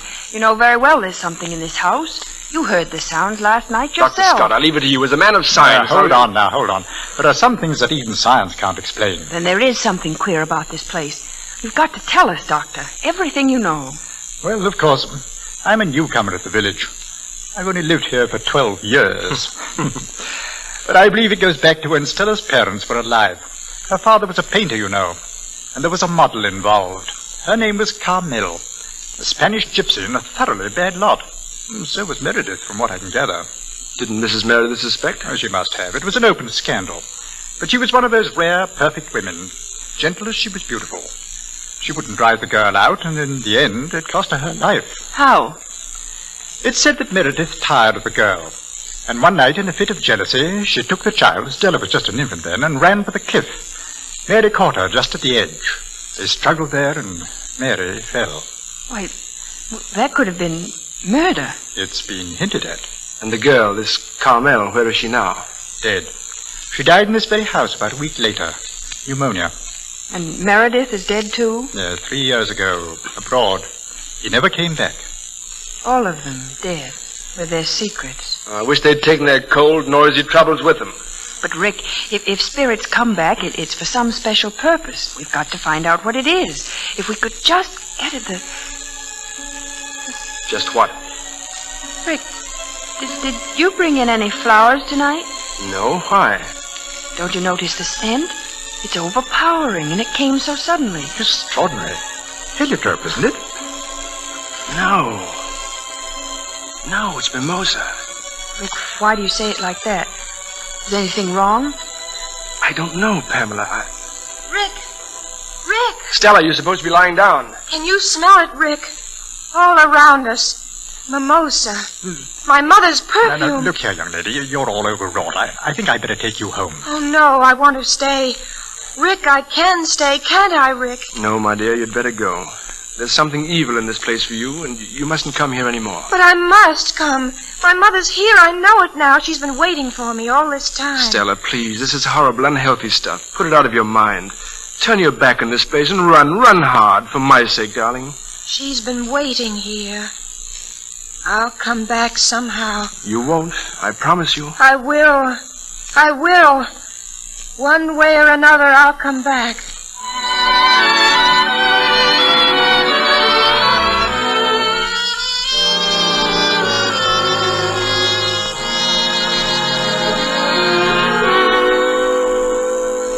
The old gentleman was like a tiger when I got to her home. He roared and shouted till I had to assume my most professional manner and warn him he was apt to have a stroke. Well, Dr. Scott, you didn't send for us just to tell us that. Almost midnight? Well, frankly, I did some thinking when I got home. You see, my predecessor here was Dr. Rudd. I bought his practice after he died. Naturally, he attended the Merediths. And I thought perhaps if he'd made some notes on the accident. Of course. A case history. Did you find it, Doctor? Anything in it? Here, read it yourself. November 4th. Called Windward House, Meredith's model, Carmel Quesada, pneumonia. And there's another entry for December the 8th. Girl at Windward much worse. No attempt to warm room. Traces of snow on bedroom floor. Yeah. Snow? Well, then the window was left open. Wait, listen to this. Returned to Windward this evening. Patient dead. Commander Beach threatened legal action when I accused him of criminal negligence. Criminal negligence? But that means... Yes. When a man like Dr. Rudd used a phrase like that, it was very apt to mean murder.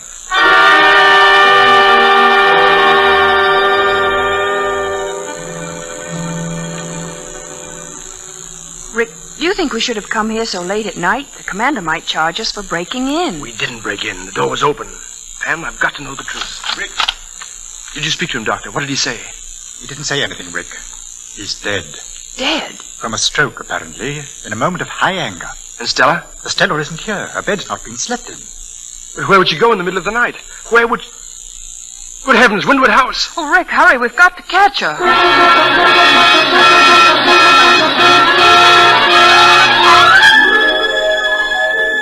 I'm coming, Mother. I'm coming to you. I'm coming. Stella, wait! The cliff! You're calling me, Mother. I know. I can feel it. I'm coming to you. Stella, stop. Don't move. Don't take another step. Oh, darling, one more step. Rick. Where am I? What is it? What? It's all right, Stella, dear. You've nothing to worry about now. Dr. Scott, Rick, bring her inside. I think we could all do with a cup of coffee.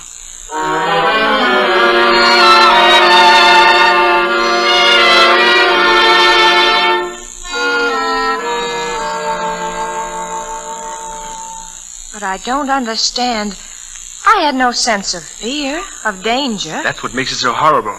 Carmel's been waiting for you all these years. It was to be her revenge for what your grandfather did. A temporary madness, no doubt, brought on by grief over Mrs. Meredith's death. He loved my mother very much.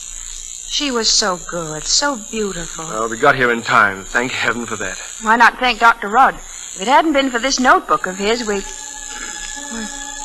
We what? What is it? Rick, the notebook. Look how the pages are fluttering. It's opening. No nonsense. It's just the wind, that's all. But I can smell the mimosa now. It's all around us. Now, we're letting our imaginations run away with us. Here, let me have a look at that note. I've proved that it's just opened by accident. Now listen. 11:15 a.m. Mary Ann Hardy, broken arm. There, you see, it's perfectly simple. No, wait. There's something further down the page. Oh, read it, Rick. 3:30 p.m. Meredith consultation. Informed Mrs. Meredith that she can never bear a child. She showed no emotion whatever. A strange, cold woman. Rick, do you know what that means? I'm beginning to guess. Stella, where were you born? In Paris. Mother and Father went abroad for a year. That's when they brought Carmel back. Then that's it. Mary Meredith never had a child. It was Carmel's baby. You mean Carmel was my... But Rick, this scent of mimosa. You told me that was Mary Meredith's scent. No, my father only wrote it was my mother's scent. Carmel. Mother. Now I know. Stella, it's all clear now. It's Carmel who's been crying all these years, crying for the little child they took from her. And all the time we thought it was Mary Meredith. We thought it was... Rick, she's back. I feel the cold. Don't worry, Stella. She'll be going now. Did you hear that, Mary Meredith? We're on to you, you icy fraud. It's very plain now. It was you who tried to throw Stella over the cliff. And it was Carmel who saved her. Yes, there goes your saintly legend, Mary Meredith. And you're going with it. Now go on, get out. From now on, this house is for the living. Go on, get out, or we'll laugh you out. Ha ha ha! Ha ha! She's going, Rick. She's going forever, Pam. There'll be no more uninvited guests in this house. Rick, darling, you're trembling. Of course I'm trembling. She might have been my mother-in-law.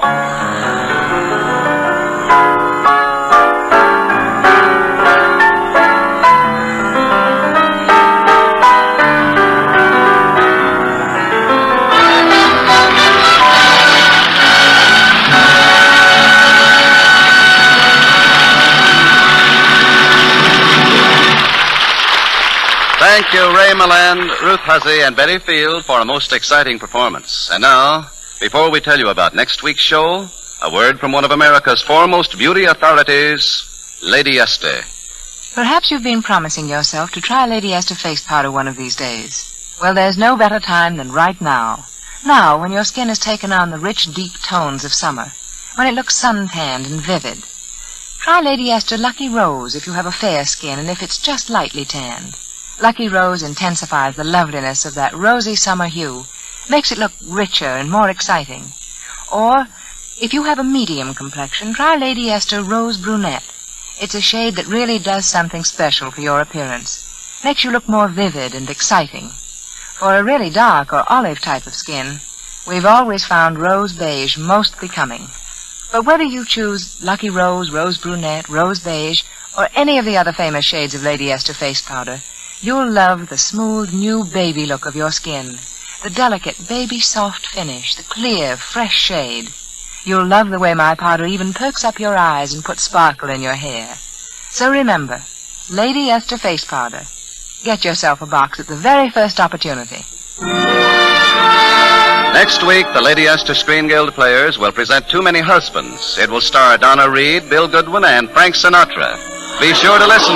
Ray Milland will soon be seen Until We Meet Again, and Betty Field can now be seen in The Great Moment, both Paramount Pictures. Ruth Hussey appeared through the courtesy of Metro-Goldwyn-Mayer, producers of Dragon Seed. Remember, if you look good, you feel good. Try Lady Esther Lucky Rose Face Powder if your skin is fair and just lightly tanned. Try Rose Brunette for a medium complexion, Rose Beige for a dark olive skin. An ample supply of all these shades is available. All your druggist need do is write Lady Esther, Chicago, and he can get whatever shade you want. Truman Bradley speaking for Lady Esther. This is CBS, the Columbia Broadcasting System.